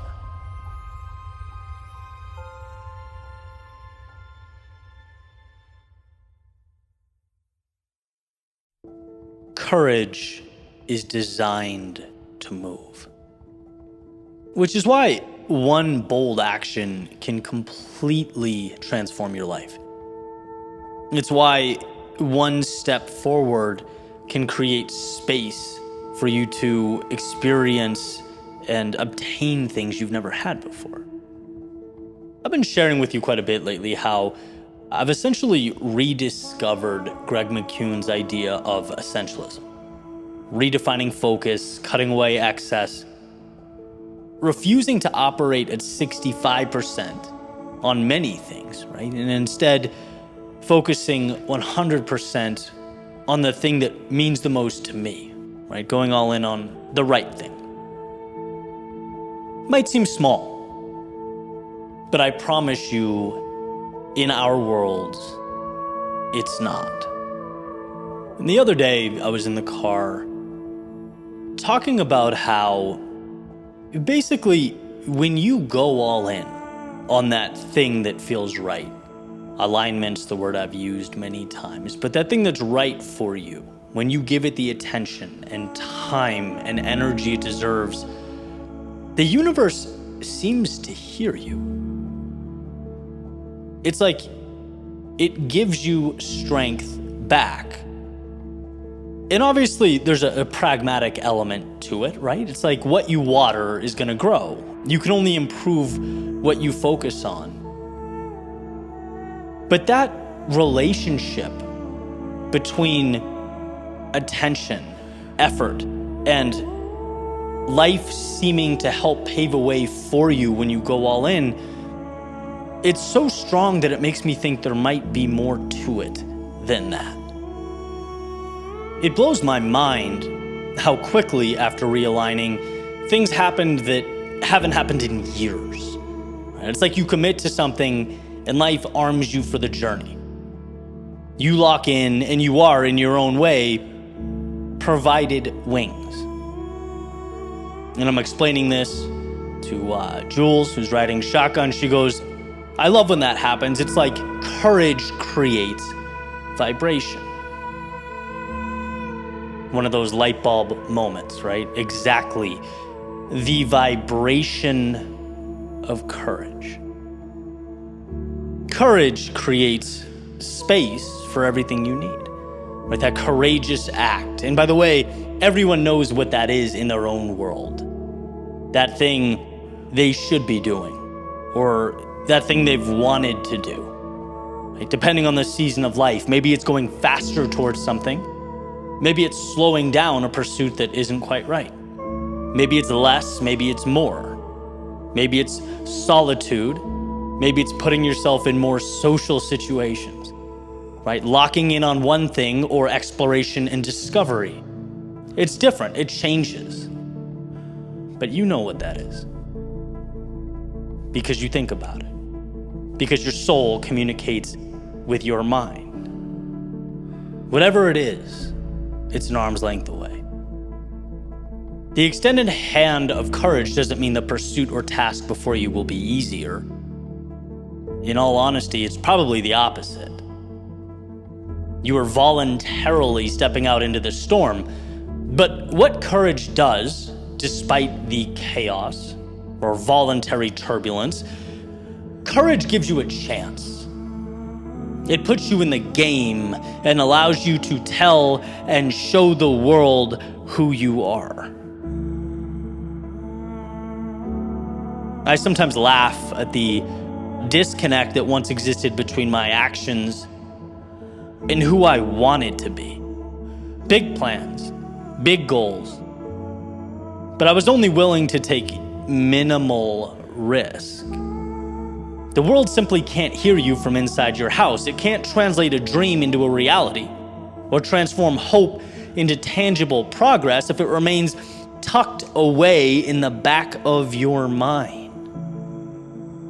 Not until you find the courage to set it free, to give it to the world, to start that ripple effect or vibration that will lead you hand in hand into the unknown.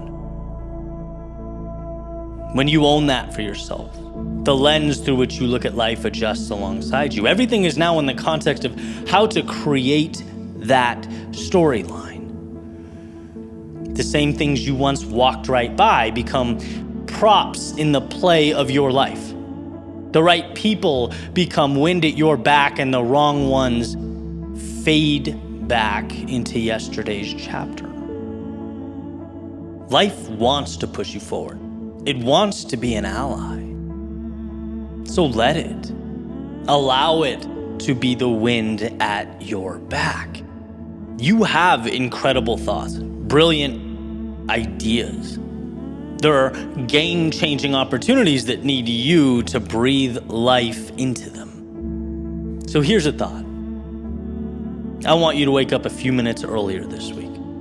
If you're a coffee drinker, get yourself a nice cup, sit in a comfortable spot, and for those few moments, get out of your head and into your heart. Paint a picture of what lights you up, a could-be reality. And then choose one courageous act that will take you to that day, that will bring life to that vision. Not tomorrow or the next day, but today. Right now, this very moment, and watch how that consciousness, that decision infiltrates all areas of your life. Watch how it acts as a brush, painting, seemingly a black and white landscape and puts color into it. It's the start of everything. The power you've always had, the sound of strength, the heartbeat of your future self. It's the sunrise before a new day and the sunset that gives way to a sky full of stars. It is the vibration of courage. From your fingertips to God's ears, from your soul to the world, it's where you were meant to go. So my friend, go there.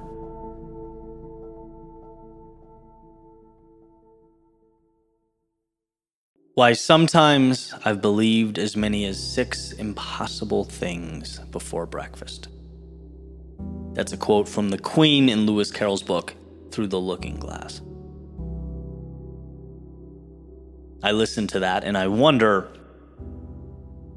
how is it, or how does it make you feel that the difference between possible and impossible is your willingness to step into chaos? Impossible is just a compounding of smaller possibles. Impossible is a refusal to say no. Impossible is moving forward through those checkpoints in life where most people look around and simply say, I don't want to pay the metaphorical price. I don't want to give what's required here. I really enjoy history. Lately, I've been revisiting a lot of sort of various battles from recent all the way to way back. From Alexander the Great's conquest of Tyre to George Washington and the American colonists against the British. Even the famous Battle of Thermopylae with the 300 Spartans that we all know about. All of these have in their own unique way defied the odds. And what strikes me is, if you look at any of these scenarios on paper, they all appear to be suicide missions. It's crazy. The 300 at Thermopylae obviously being close to that, and I'll touch on that in a second, but all very special in their own unique way. All took an apparent impossible task and did something pretty remarkable with it. See, when you immerse yourself into something, even something seemingly impossible, without the prospect of turning around in your head, there's a shift in your mind. You have to find a way forward because forward is the only way, and so you do. You look at the landscape differently. You look at the resources accessible to you differently. Funny enough, there always seems to be something to solve the problem, some dot that can be connected, some loophole, some advantage, some tactic that can move you maybe not directly to the finish line, but just far enough to adapt and survive. Some path to triumph that, when looked at as a whole, gets lost amidst the daunting nature of the task. It's like leaping a mountain is impossible. But climbing one rock at a time is very doable. And it's that, right? Again and again and again, that gives you just enough life to cross the abyss. So back to those examples, right? You take Alexander the Great. It was the courage and ingenuity to literally construct a causeway from land out into the water to the tiny island city-state of Tyre, simultaneously using his navy to cut off supply lines and breaching the wall that surrounded the city. On paper, that's an impossible, just unthinkable feat. For Washington, it was surviving winter, a superior army. It was finding a way to manufacture some key battles that, were enough to convince the French to come in and support the cause. One day at a time. Again, the greatest military force on Earth at the time. A seemingly impossible, insurmountable obstacle. At Thermopylae was using the landscape and superior skill to their advantage, holding their ground and making a substantial dent in the Persian army. Again, one of the most powerful armies on Earth at the time, all the way until it was the last of the 300 men. Completely turning the numbers game upside down. Impossible is looking at the size and scope of a task, not the little actions required to bring it to life, right? And that's generally a rule, right? When you operate under the premise or the notion that there is a solution, you find one, right? And I can give you the example of YouTube, as I usually do, because it's obviously near and dear to my heart and something that's changed my life, right? A platform of this size and scale 10 years ago is unthinkable, impossible, laughable. Right? My brain didn't even go there. It's impossible for someone who left their day job, running out of money, in a small apartment in Boston to create that, right? But when the door is not cracked, when it's shut firmly behind you, there's no escape plan, when it's I am going forward, and that is the only direction I'm going, everything around you becomes an instrument in the symphony that will be your growth. You find a way. It's like, why do people talk about rock bottom being what turned them around? Because in that moment, they had to start using what was around them to win. There was no off-ramp.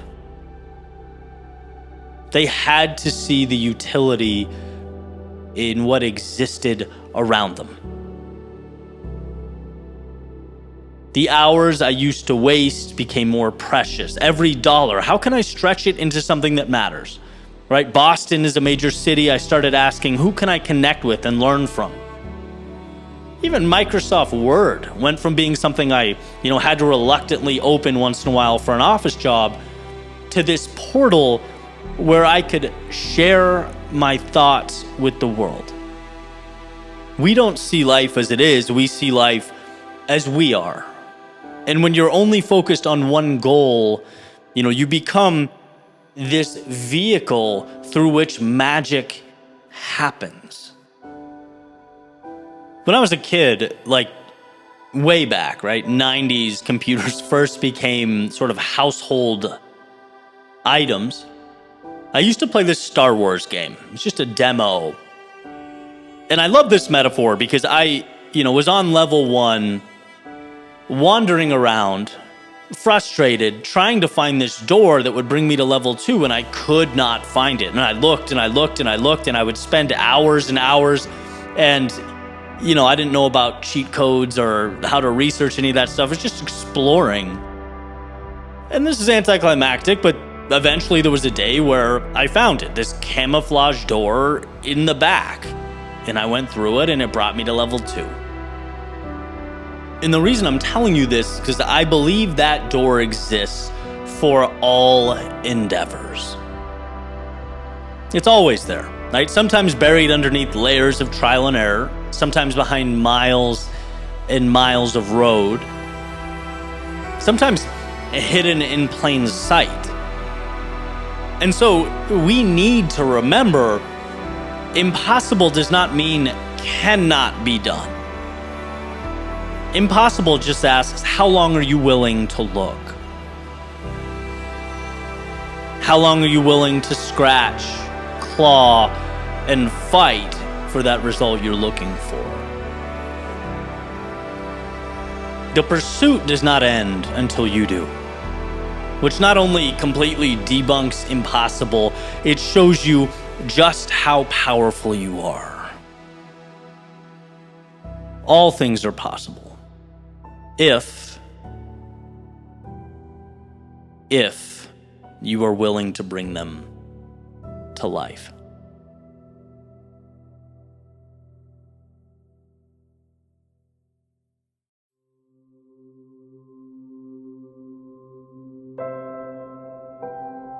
What is the complex but an accumulation of that which is simple? What are big things, if not just a multitude of little things? There's comfort in the understanding that all we have in life, all there is simplicity, easy to understand pieces. It's just that sometimes we stack them so high that they start to take a new shape. But like Greg McCune references in his book Essentialism, the power isn't always in acquiring answers. You already have them. They're in front of you. The power is in cutting away the things that don't need to be there, removing all that stands between you and your ideal existence. And I think that's one of life's great misunderstandings. We don't need to find more. We need to remove that excess until we're face to face with what matters. And to adopt this principle, it's nothing short of liberating. Chaos, confusion, disorder, they don't imply that you lack the right things. They suggest you haven't stripped life of the wrong things. You have not simplified. 1,000 miles is intimidating when you look at it holistically. It's a long journey. But it's just a collection of steps, and well, shouldn't we find solace in the fact that anyone can take one step? It's not a game of complexity. It's a game of understanding what's in front of you. And what's in front of you is always manageable. So much of our stress stems from forgetting what that journey is made of. Whether it's a change in career, mastery of an art, some kind of personal transformation, the result we want. When looking at it from the starting line, it's too complex to understand, too many pieces stacked up. So let's break it down. Let's find the foundation. What's really there? What are the 1, 2, 3 things we need to do? What is that golden question? What matters? If you lose sight of that, then you will stumble through life. I've learned this. I've lived it. The time I take to myself every day is invaluable to me because I ask myself those 2 questions. What matters? And what are the simple steps I need to take? Right? What can I remove? I was talking about this during an interview this week. My personal growth.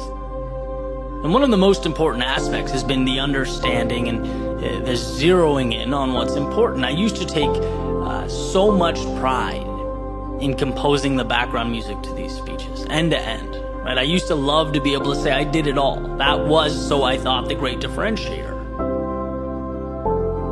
But ultimately, I learned to take a step back and ask what matters here. What do you care about? It's the storytelling that I love. It's the impact. And let's be real, no one cares who wrote the background music. It's holistically, how does the piece make you feel, right? And this understanding allowed me to cut away, license the music, save 2 days a week, acquire clarity, and realize my goal is not to be Mozart. My journey is to be one of the great communicators, storytellers of our time, and if a day goes by where I'm not taking a little step towards that, it's the wrong move.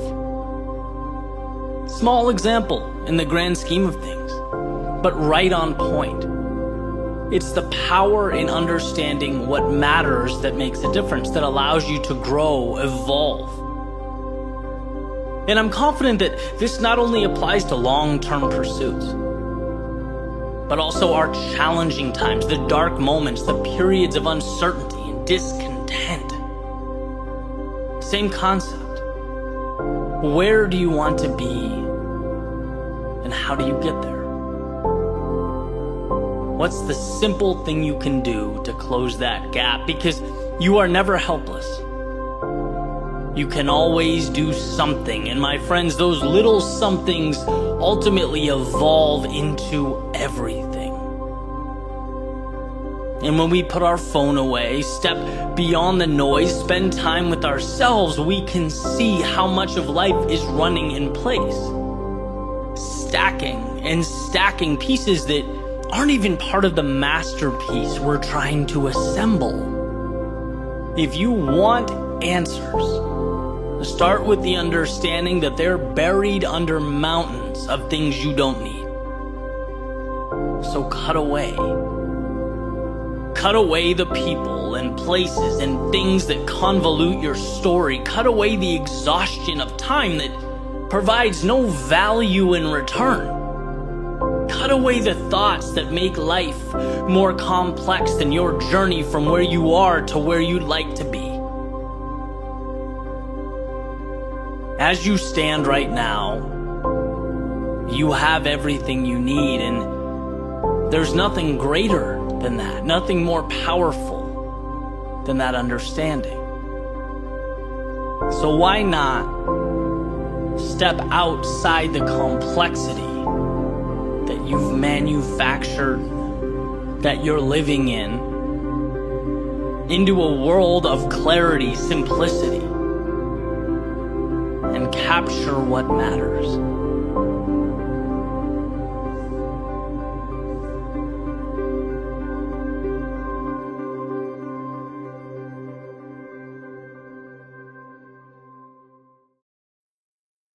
There's a row of sunflowers in my backyard, right outside my parents' window.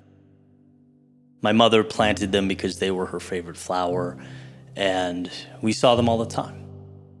In a little house off Lemon Avenue in Southern California with a basketball hoop in the front and fruit trees in the back.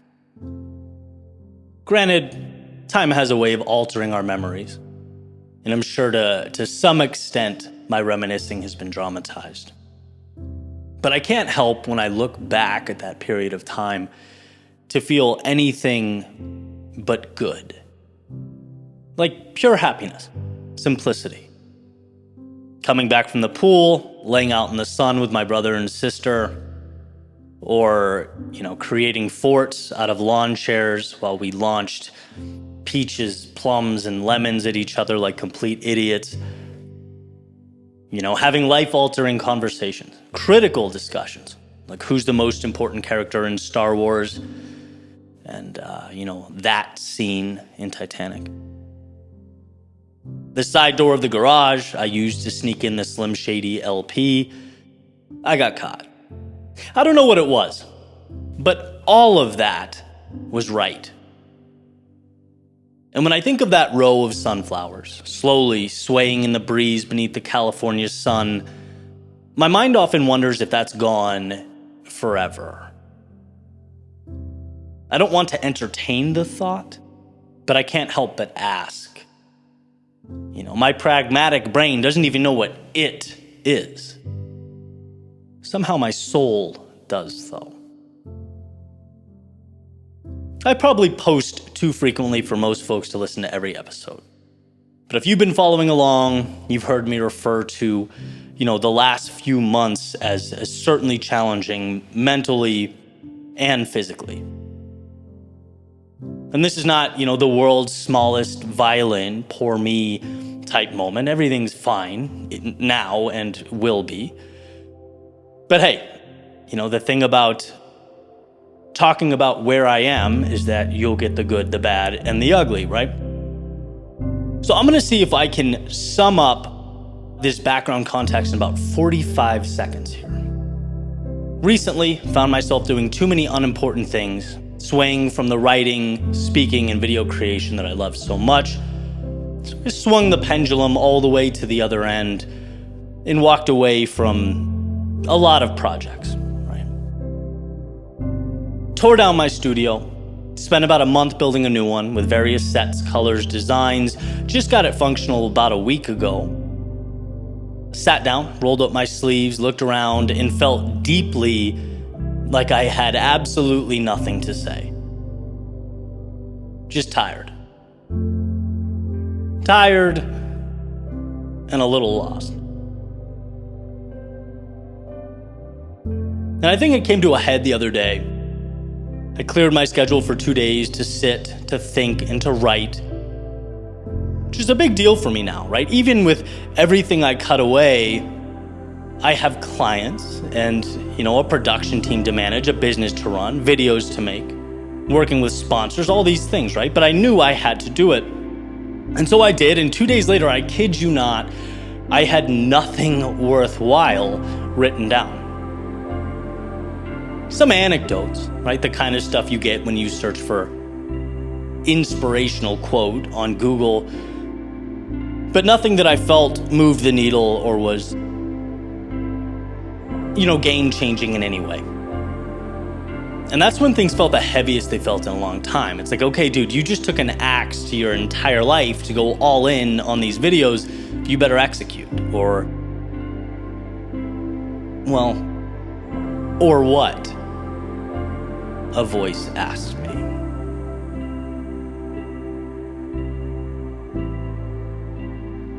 You know what the difference is between my brain and the brain of a golden retriever sitting on the couch, looking out the window, thinking about nothing but food and that squirrel that he so desperately wants to chase? The difference is, I think in stories. And so do you. And that is a beautiful thing, so long as you're telling the right ones. What a power that is, right? Life is a culmination of the stories you're telling. And when I've said this is therapy for me in the past, to sit here and share these thoughts, I'm not kidding. I start these videos with the question, and sometimes find my answer before I'm even halfway through. And the story I've been telling myself for the past few months is that, life is hard. Life is chaos. So be better. Find a way to be better. Sometimes that is the cold, hard truth. Sometimes it's what I need. But sometimes that's not the answer. Sometimes I need to remember to plant sunflowers again. Sometimes I need to remember that contentment and momentum and fulfillment is an outstretched hand away. Momentum doesn't have to be some crazy artistic breakthrough. Sometimes momentum can just be recapturing that feeling of laughing in your backyard on a beautiful day in Southern California.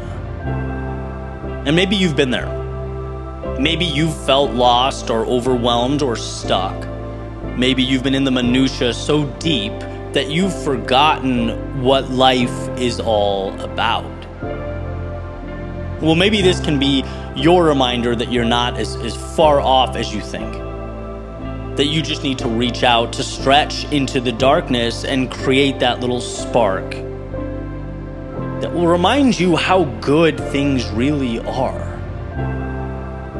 Hopefully, I'll be old someday, looking back on life, and I bet I won't remember the struggles or difficult times faced in this studio. But I will remember the sunflowers.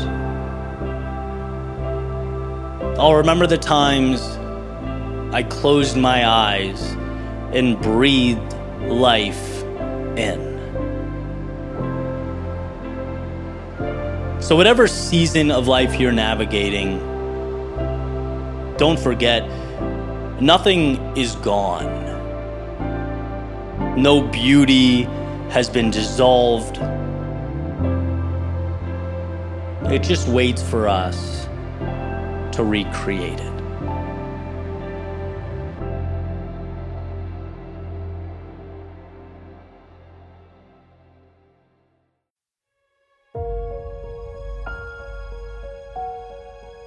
The hard thing brought me through hell, but also to that which exists on the other side. The hard thing prompted me to question and doubt, but also provided the pieces I used to build my confidence little by little. It made me ask the tough questions, the ones maybe I didn't want to hear the answer to,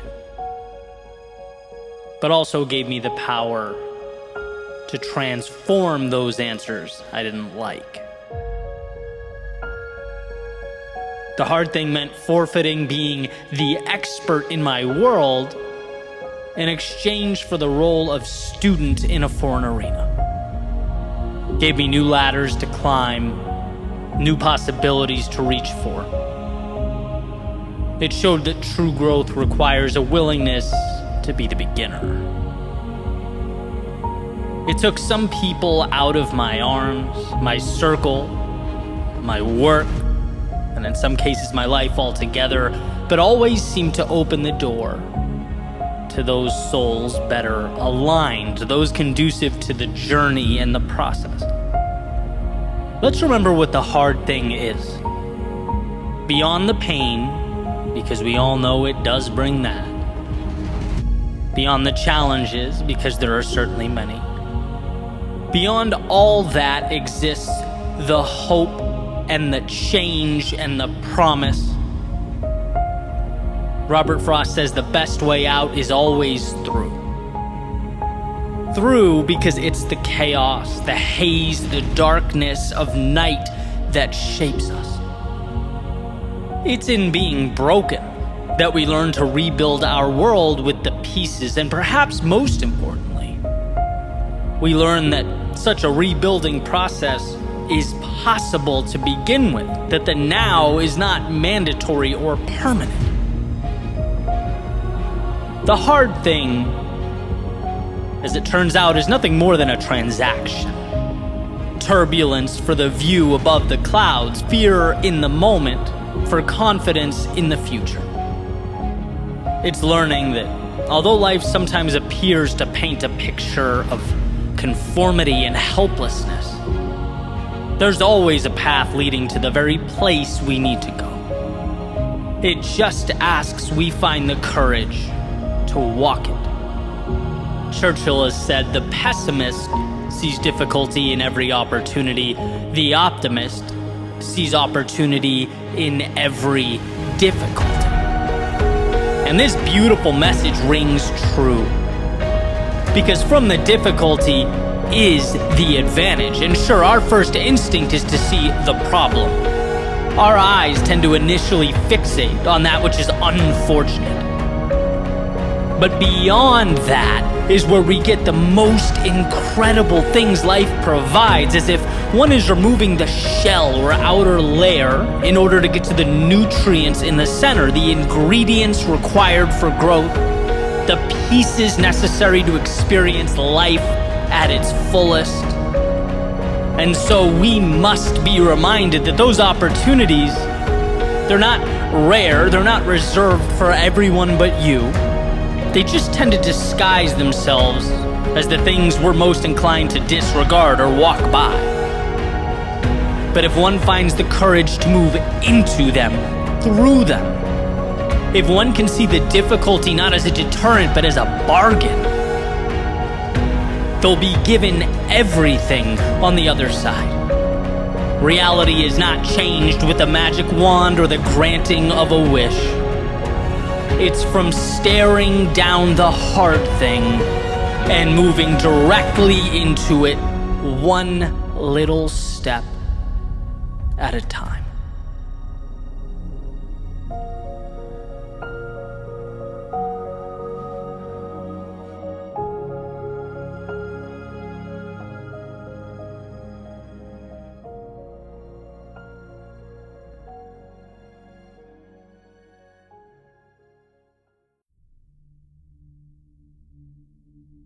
There's a haze that circles around our most important moments. And I say haze because often the things that will be most meaningful in our lives, or that will best position us for future transformation or success, they don't accurately depict the value that they ultimately provide. In fact, a lot of the time we get the opposite impression. The answer is deceptively masked as the problem, the thing we are most inclined to run away from. It's often unclear to us that the pain we're experiencing will become the purpose. The loss will become the strength. We can't always see that losing the job will become our reason to find ourselves and the work that will be most meaningful. We don't always understand that losing someone that was a big part of our lives will ultimately create a little space that will bring about connection with others who will lift us up and make us better. We aren't always aware that falling short is incredibly powerful, because it's what most often prompts us to look in the mirror and ask that magical question, how can I be better? Again, we see it in a million different ways, different contexts. The solutions masquerade as problems. Or as has been famously put, the way often presents itself as the obstacle. Which means we have to operate with a sense of awareness and understanding that often eludes us. Sometimes the reality is that it hurts to let go. But if it's not right for you, it hurts to hold on as well. The difference is, when you do find the strength to let go, you simultaneously create space for the things that will make your life better. And I've noticed, as I've navigated this crazy place well into my 30s, that the discomfort I've experienced in the past it rarely utilizes my future as its benchmark. Right? When I'm uncomfortable, it's because something has gone awry in the now. This moment hurts. In this moment, I feel less than. In this moment, I feel lost. In this moment, I am X, Y, or Z. It's all generally immediate, emotive responses to what's happening. Which is why I advocate so strongly for pausing, pulling back, taking a breath, and assessing the whole picture in totality. See, I've made decisions in my life that have set me back a year, right? That destroyed me emotionally, totally altered my plans. And I look back on some of those decisions now, with all the pain they brought, and I think, was there another way? Did I make the right move? Did I need to endure all that? And I'm not going to pretend, I know how some parallel universe would have unfolded if I acted differently. But as I reflect back, I still think that I made the right choice. I don't see another way. Sometimes there are no easy decisions.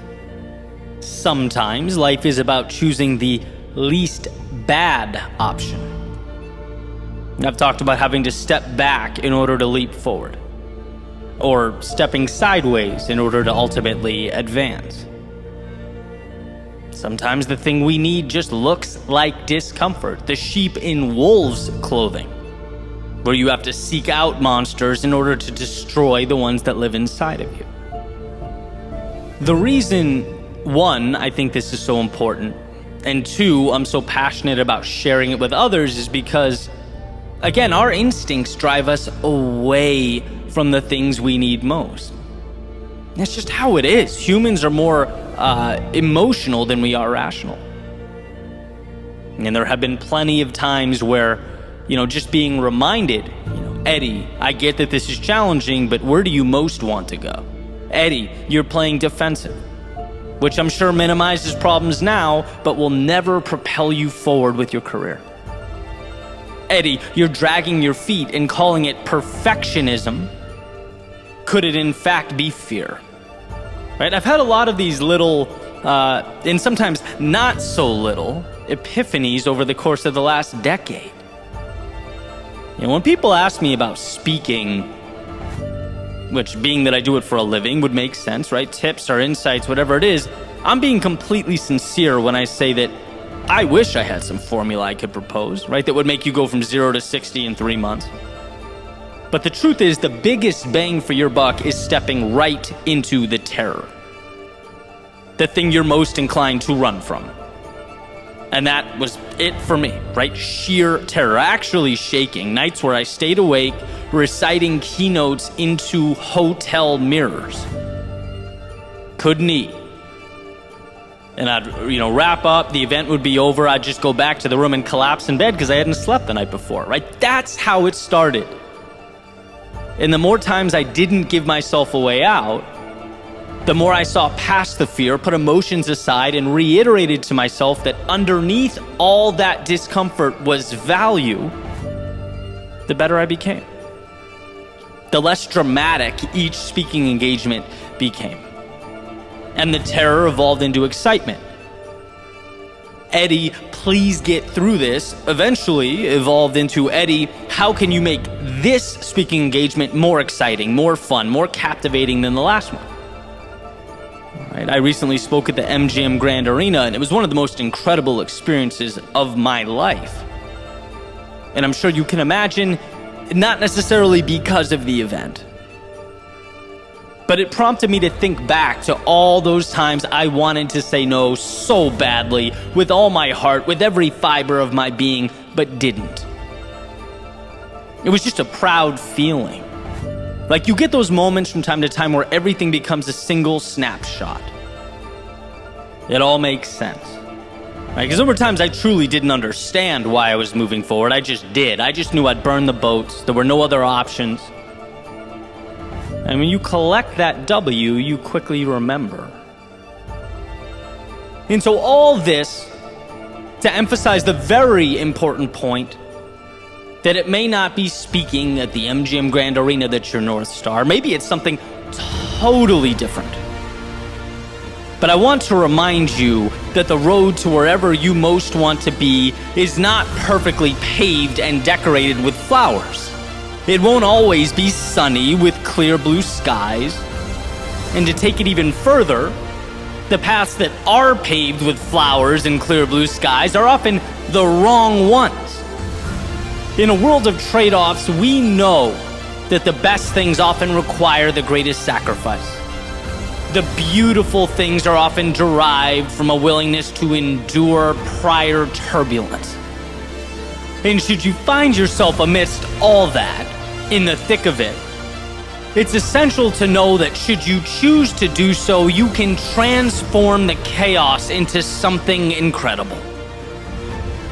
Realistically, that pain of loss, we can't do anything about, right? Nature has made it so that we feel every sense of what's been taken away.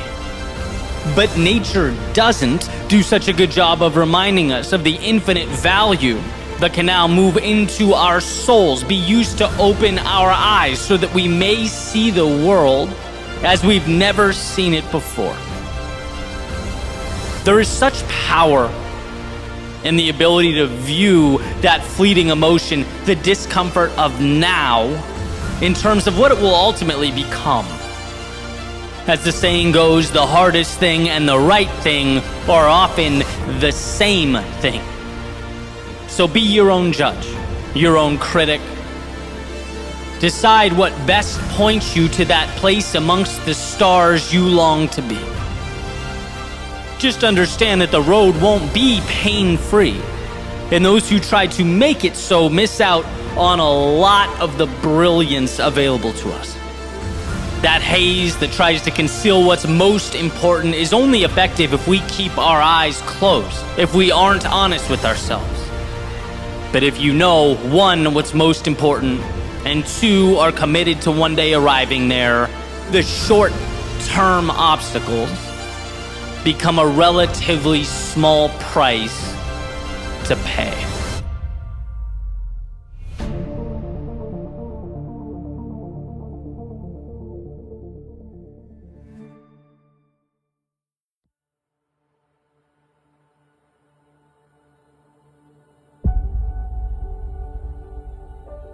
I find it interesting that what we want most is often brought about by the inverse of what we'd expect. It's a paradox that's amazed me for much of my adult life.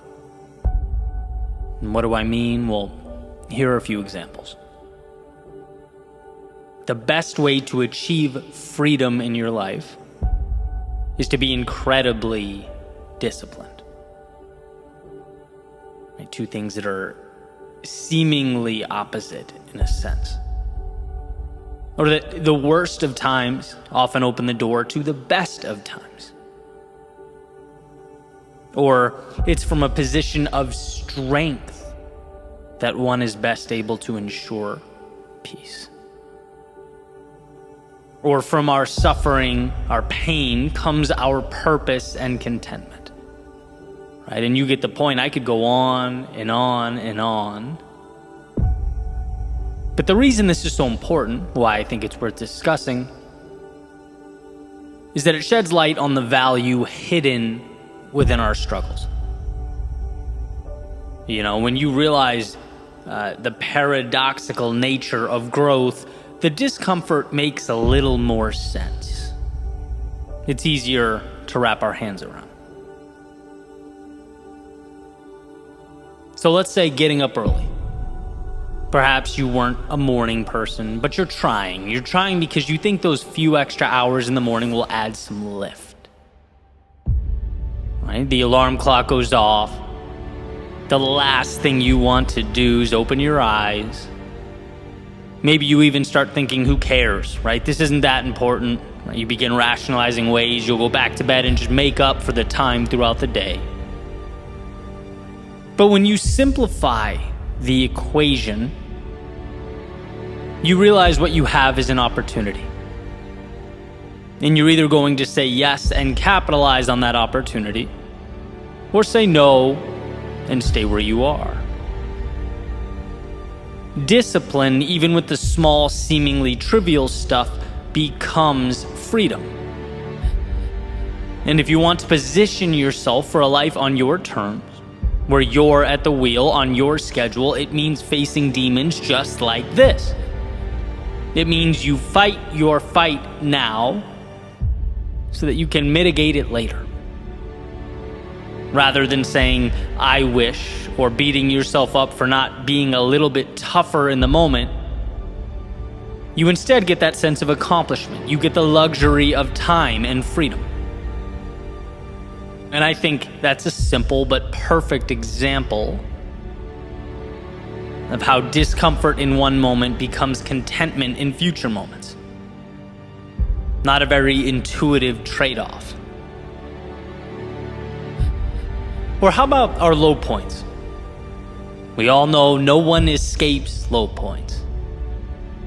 I've always found them easier to handle and internalize when I know that it's bringing me closer to something valuable. When I know that there's something good on the other side and that the pain I'm feeling, the thoughts that are inevitably going to pass through my mind like clouds on a windy day, they're obviously not ideal, but they're not a waste either because something will come of them. And the goal in that moment, under the duress, is not to move the immovable. After all, you can only control what you can control. But it's to simply put one foot in front of the other until you emerge from the storm, because we all eventually emerge from that storm. It's when we get into the habit of trying to do what is outside the scope of our control that we do ourselves a disservice. Because look, we're human, equipped with human biology and human emotions, navigating a tough world that is indifferent to how we feel or what we think. And while we can certainly strengthen and fortify that emotional IQ, the reality is no one is on a high all the time. Life is ups and downs. And when we realize our superpower is not to fight the down times, but to accept them, take them in stride, learn from them, and extract the value, we empower ourselves. We're giving ourselves permission to live life just a little fuller after what we've experienced. The human experience requires many seemingly contradictory puzzle pieces all working together in unison to create that final illustration we're looking for. Not just discipline and freedom, not just low points and high points, but countless others. Jordan Peterson, of course, famously discusses chaos and order, and how both not only exist, but are pivotal to a fulfilling life. We are designed for chaos. We must step out into unknowns, situations that feel bigger than us. The courage to do so ultimately becomes the pathway to order. As we get used to the change, we acclimate, we find our answers, and ultimately create a sense of fulfillment. The challenge being that now we have conquered our demon, we must prepare for the next. Because just like too much chaos isn't good, too much order is equally destructive. Right? Another example of something we'd assume as negative. Chaos. Being the thing in actuality that paves the way for better days. It's a staircase.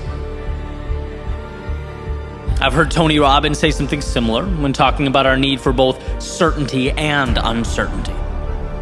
We must have some elements of everyday life mapped out, but too much creates a mundane existence without the adventure and growth we've been looking for. It's from the unknown we capture more of ourselves. It's from the uncertainty we get growth. And I say all of this, not just because I think it's fascinating in and of itself, but because it's incredibly easy to forget, especially in the thick of things that it's all essential to life working the way it should work. Those losses become gains. The disappointment becomes growth. The down times become launching pads to evolved experiences, greater adventures, and new chapters. It's certainly not intuitive to look in the mirror when amidst life's chaos and say thank you to the universe. I get that. I'm not implying that you should. But I am saying it helps to know, it helps to be aware of the paradoxical nature of your journey. I look back at the times I was most fearful or angry at myself, and if I could go back and tell that version of me one thing, it would be that all that adversity is going to push me forward. That I'd never have the things I wanted most if I didn't step into all that discomfort. That it's going to be okay. That I'm going to be incredibly thankful for it all, and so will you. This is the push-pull of life. The chaos and order of the day.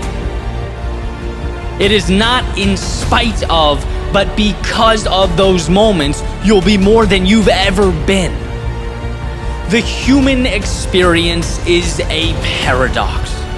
And the quicker we get that, the quicker we let it work for us. No more fighting unwinnable wars, but rather taking all that we can control and using it to lift ourselves up, to be our best selves, to make tomorrow the miracle that it can be.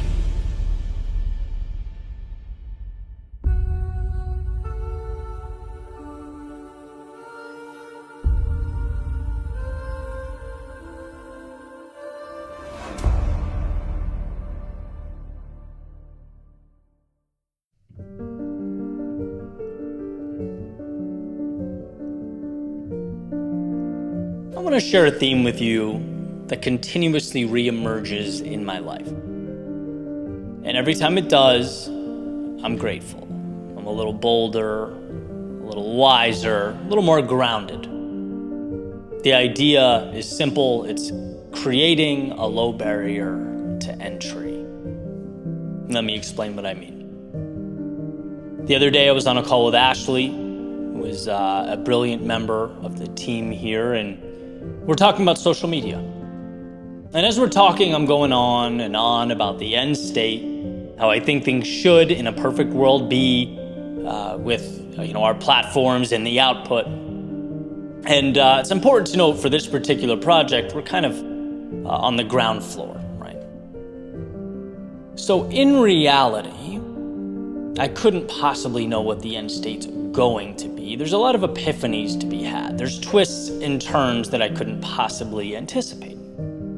I think it's great to have a North Star and a vision, obviously, but winning in the long run requires observation and reflection and adjustment and on and on. So as I'm speaking, she's listening, nodding her head, agreeing with the vision. But after some thought says, well, why don't we just start with what we have now, right? Keep the barrier of entry low so that there's less friction, and we can start seeing how things evolve. And I thought that was just incredible, right? It's what I'd temporarily lost in the moment, for sure. You win by going and then evolving. So many would-be amazing pursuits were never started because we make initiating them too complex.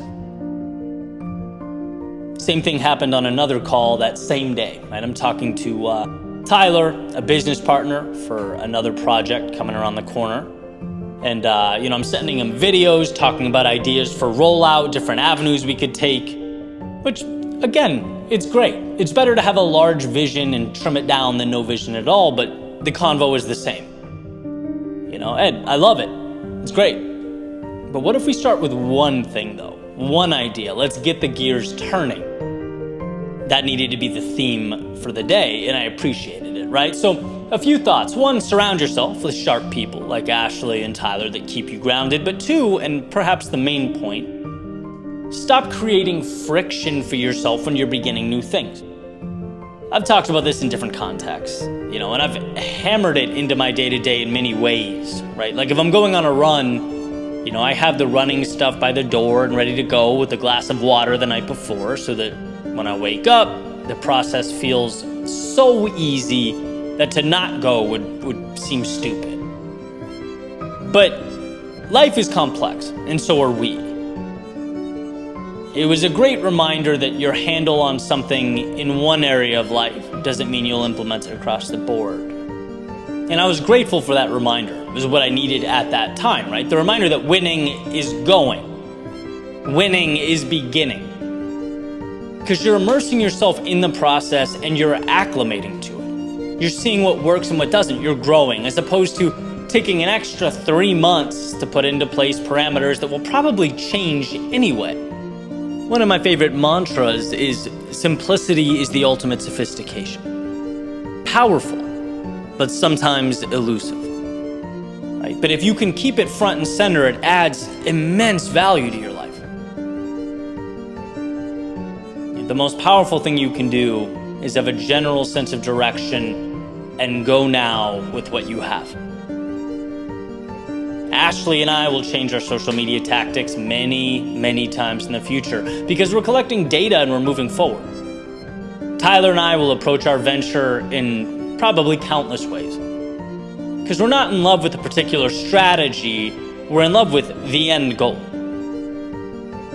And perhaps you, in your world, are at a point where you're seeking to initiate something new. And you're playing with the pros and cons, you're listing ideas in your head, categorizing details and nuance that, sure, it seems important right now in this moment, but will it forever, right? My advice to you is to mitigate detail and instead place the value on finding the courage to begin now. Before you're ready, before you have all the answers, before you know how X, Y, and Z is going to unfold. Mitigate the friction to such an extent that the pursuit feels like an ice hockey rink. You're sliding into whatever comes next. Never underestimate how powerful that is. And be reassured by the fact that in 3 months from now or a year from now, the journey won't look the same. You'll be better in execution and wiser in strategy because you simply created a low barrier to entry. You leveraged perhaps the most important ability you possess. You began.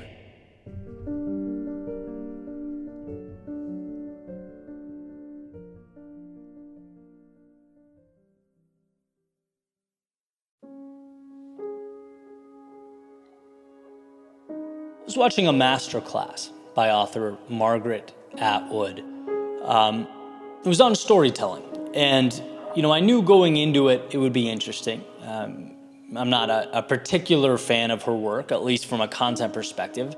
But look, we're talking about someone who's, truly made a mark on the world, right? There's a lot to be learned from her. So I buckled in and listened to what she had to say. And unsurprisingly, there was a lot of wisdom there. And there was one idea in particular that really resonated with me. Both as a writer, yeah, but also outside the quote-unquote creative space, which I'll get to in a second. The idea was centered around finding the moment to begin. A story's true starting point. And it was interesting. She said, people think stories start on page 1, but she'll pick up a book. And I don't remember if she was referencing new authors or maybe a book just off the shelf at a bookstore. But she'll be reading it and she'll think, okay, so this story really begins on page 10. Right? That's the starting point. I think she even referenced her own writing process, being a few chapters in and thinking, this needs to be the starting point. Got to cut away the other stuff and move this up to page 1. And, understanding that's obviously important for those looking to entertain and captivate an audience. You need to give the reader a reason to stick around. But I could also very easily draw a parallel from that to, a bigger picture, our real world. All I could think about was, what story are you telling yourself and where did it start? Or more importantly, has it even started? There's something both liberating and beautiful about the fact that all of us in the stories we are living could, at any moment, recreate that metaphorical first page. And I believe that with all my heart. Like we think, page 1 started years ago. This is how things are now. This is where I exist in life. But what about the idea that beginnings don't have to start on page 1? What about the idea that you can cut away as much as necessary to create the right beginning? The story that feels right to you. We don't owe anything to the words that were written leading up to now. We're not beholden to the chapters that came before.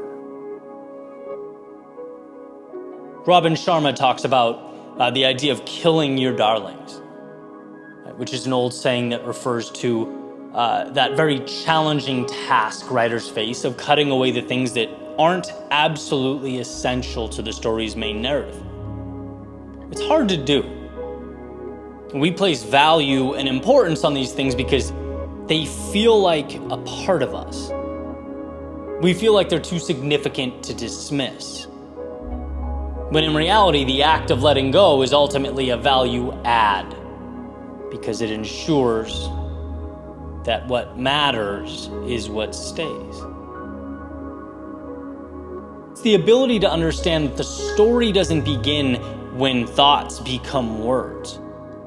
It begins when there's alignment, when the story captivates, inspires, and in the one you're writing, the one that is your life, you can always make that moment right now. There's always a new novel that can be written with new objectives and characters and storylines. It's okay to chop anything that led to this moment. It's okay to create a beginning as you stand here today, right? It's the idea of sunk costs that changed my life years ago. Just because you spent a long time making a mistake doesn't mean you need to continue making it. Just because you've been writing the story of your life for years doesn't mean the beginning is behind you. You can start this novel here. You can begin this epic adventure now. And I think there's tremendous power in looking at life like that.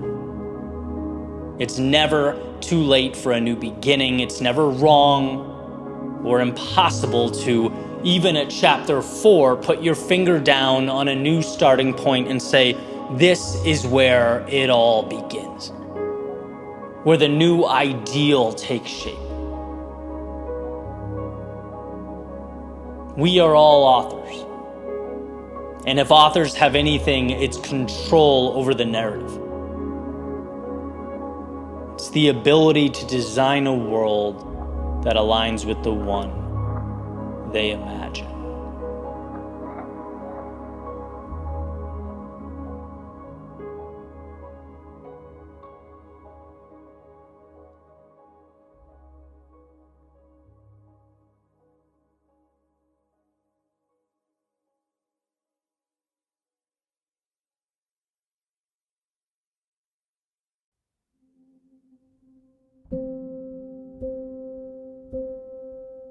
It was an ordinary run, on my ordinary loop, on an ordinary day, right in the middle of an ordinary week.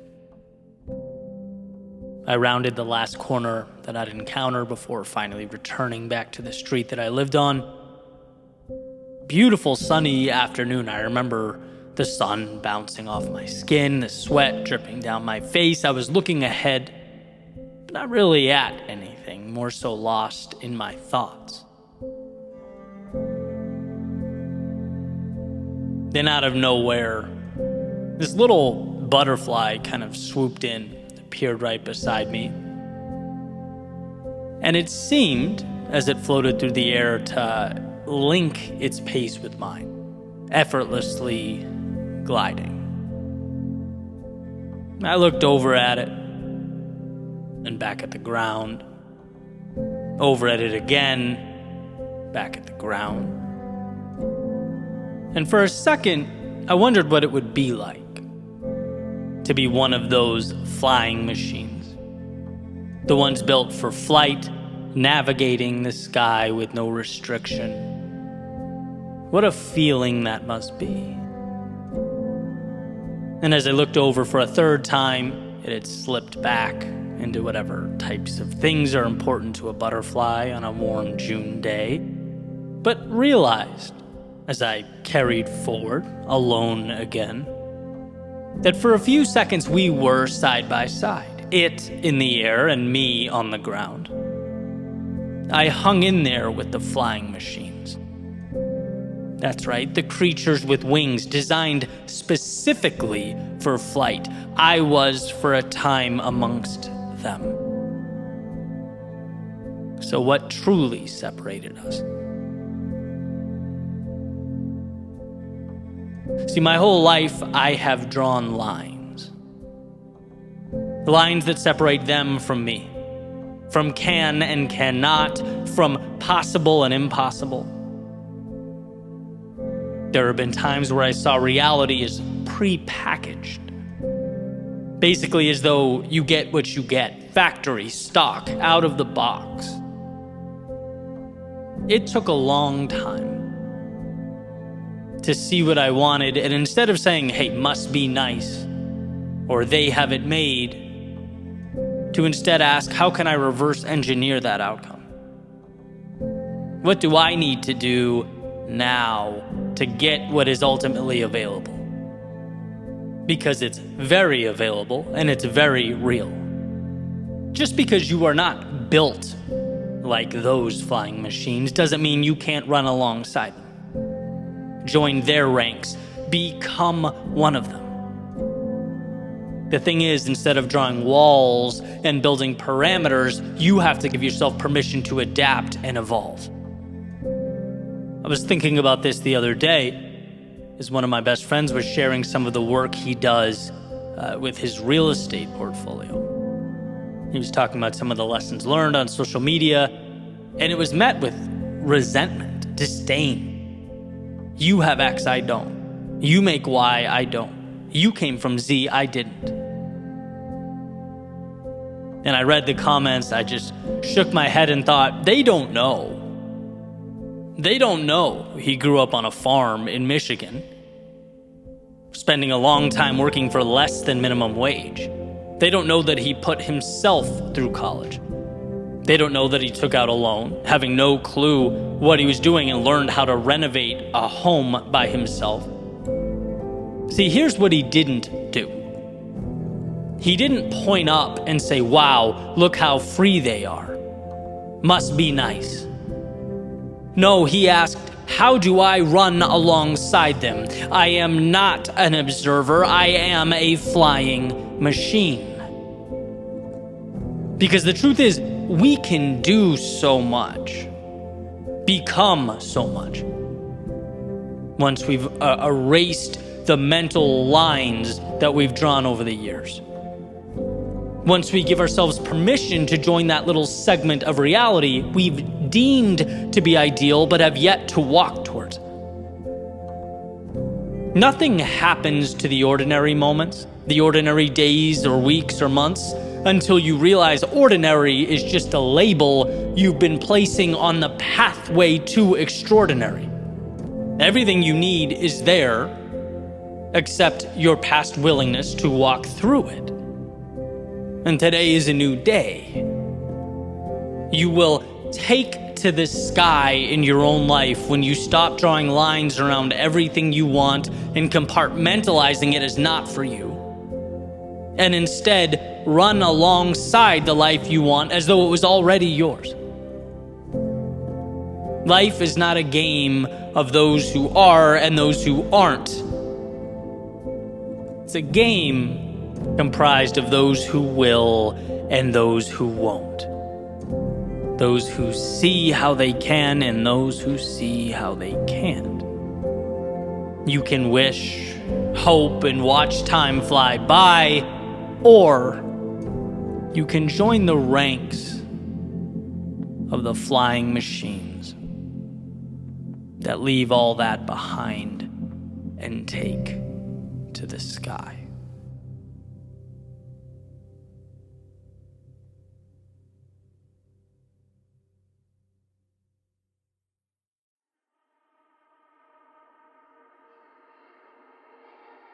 There's a really cool clip of Steve Jobs in 1997. He's on stage at Apple's Worldwide Developers Conference, back a little over a decade after originally being fired by Apple. He's taking questions from the audience, and this particular guy stands up and grabs the mic and asks a vicious question. He basically tears into Jobs, implying that he doesn't know what he's talking about, questioning the value that he brings to the company.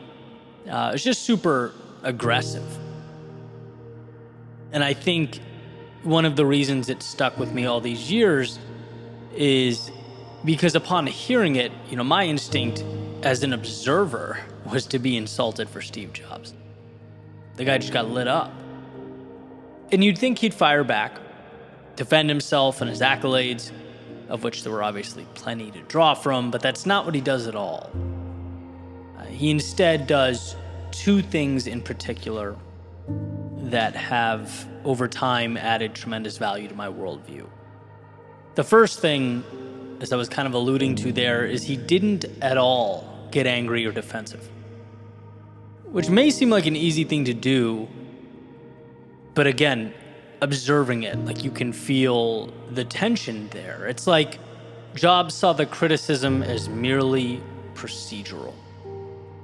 That's it, right? As something to be expected as one builds. He completely depersonalized the attack as it was being fired his way. His exact quote was, you can please some of the people some of the time, but one of the hardest things when you're trying to affect change is that people like this gentleman are right in some areas. And I'll explain what he means when he says the guy's right in a minute or two here. But that response totally reduced the tension by 90%. Right? Understanding that there are going to be people who have things to say, some of which will question your ability and your effectiveness. And if you're looking from a 10,000-foot view, that's to be expected. And, this is the part that was shocking to me, warranted. Right? He says the criticism is warranted. Growth is messy and sloppy and a work in progress. And so criticism will, from time to time, hit the nail right on the head. And you, as a designer and creator, have to know that you'll both make mistakes and be called out for them. That's the way it goes. That's the contract one signs with the world in order to bring to life those things that are not yet visible. It's scary. It's intimidating, right? At least at first. Again, my reaction was to get defensive, but I think what made Steve great, as he smiled and jokingly said, "Here we go," mid-question, was the reassurance that, look, I signed up for this. So in actuality, it's a good thing. It's not an attack. It is growth. And I try and keep that in my back pocket as I do my thing, right? It's sharing your thoughts. It's a vulnerable thing. And if you are going to fall apart or crumble anytime someone's not totally in love with where you are at the moment or what you're creating or your last piece of work, you're in for a rude awakening. It's going to be a long journey. So that depersonalization is everything and incredibly valuable. And the second part brought a ton of value to me as a creator as well, just in a different way. Right? And this is the part that I alluded to earlier when Steve said that his critic was, in some way, correct. When he was being hounded about his knowledge gap in some specific technology, right? I'm not really sure what the technology was. But Jobs basically explained that you're right, I'm not an expert there, but it's not about the specific technology or the minutia. It's about giving your consumers, your audience, the world, what it wants. It's about having a big picture, a vision. And that's what made Jobs so special, right? He didn't need to be involved at such a level of granularity. The vision changed, it revolutionized technology, right? Because it was reverse engineered and brought to life. Here's his exact quote. Jobs said, "One of the things I've always found is you've got to start with the customer experience and work backwards for the technology. You can't start with the technology and try to figure out where you're going to try to sell it. And I've made this mistake probably more than anybody else in this room, and I got the scar tissue to prove it, and I know that it's the case." End quote. That was an incredible thing for me to hear. If anything, because so often we get caught up in the weeds, right? We let the details drive the decisions, whether it's technology or anything else. And I often think of that, in my world. Like, don't worry about what's in place right now. Worry about where you need to be and then backfill to make it happen. And sure, some people might not get it. And sure, it will certainly mean you'll have to delve into areas you don't quite understand as you seek to support that vision or bring it to life. But that's the price that must be paid because vision is king. And so, taking those two concepts I just talked about, if you were to combine them, you'd walk away with the understanding that 1, growth is sloppy, criticism is inevitable. And 2, don't forget that adding value to the world should light your path. Not the little details that pique your interest along the way, right? Not everyone is going to get it as you build, and that's okay. And the way I see it, everyone is building something. And as they build, we'll surely come face to face with some sort of resistance. And while it's not always easy, there's value in finding the strength to smile to yourself and understand that resistance is merely part of growth. It's a necessary component of your evolution as you add value to the world. As you seek to leave yourself and the world around you better than it was yesterday.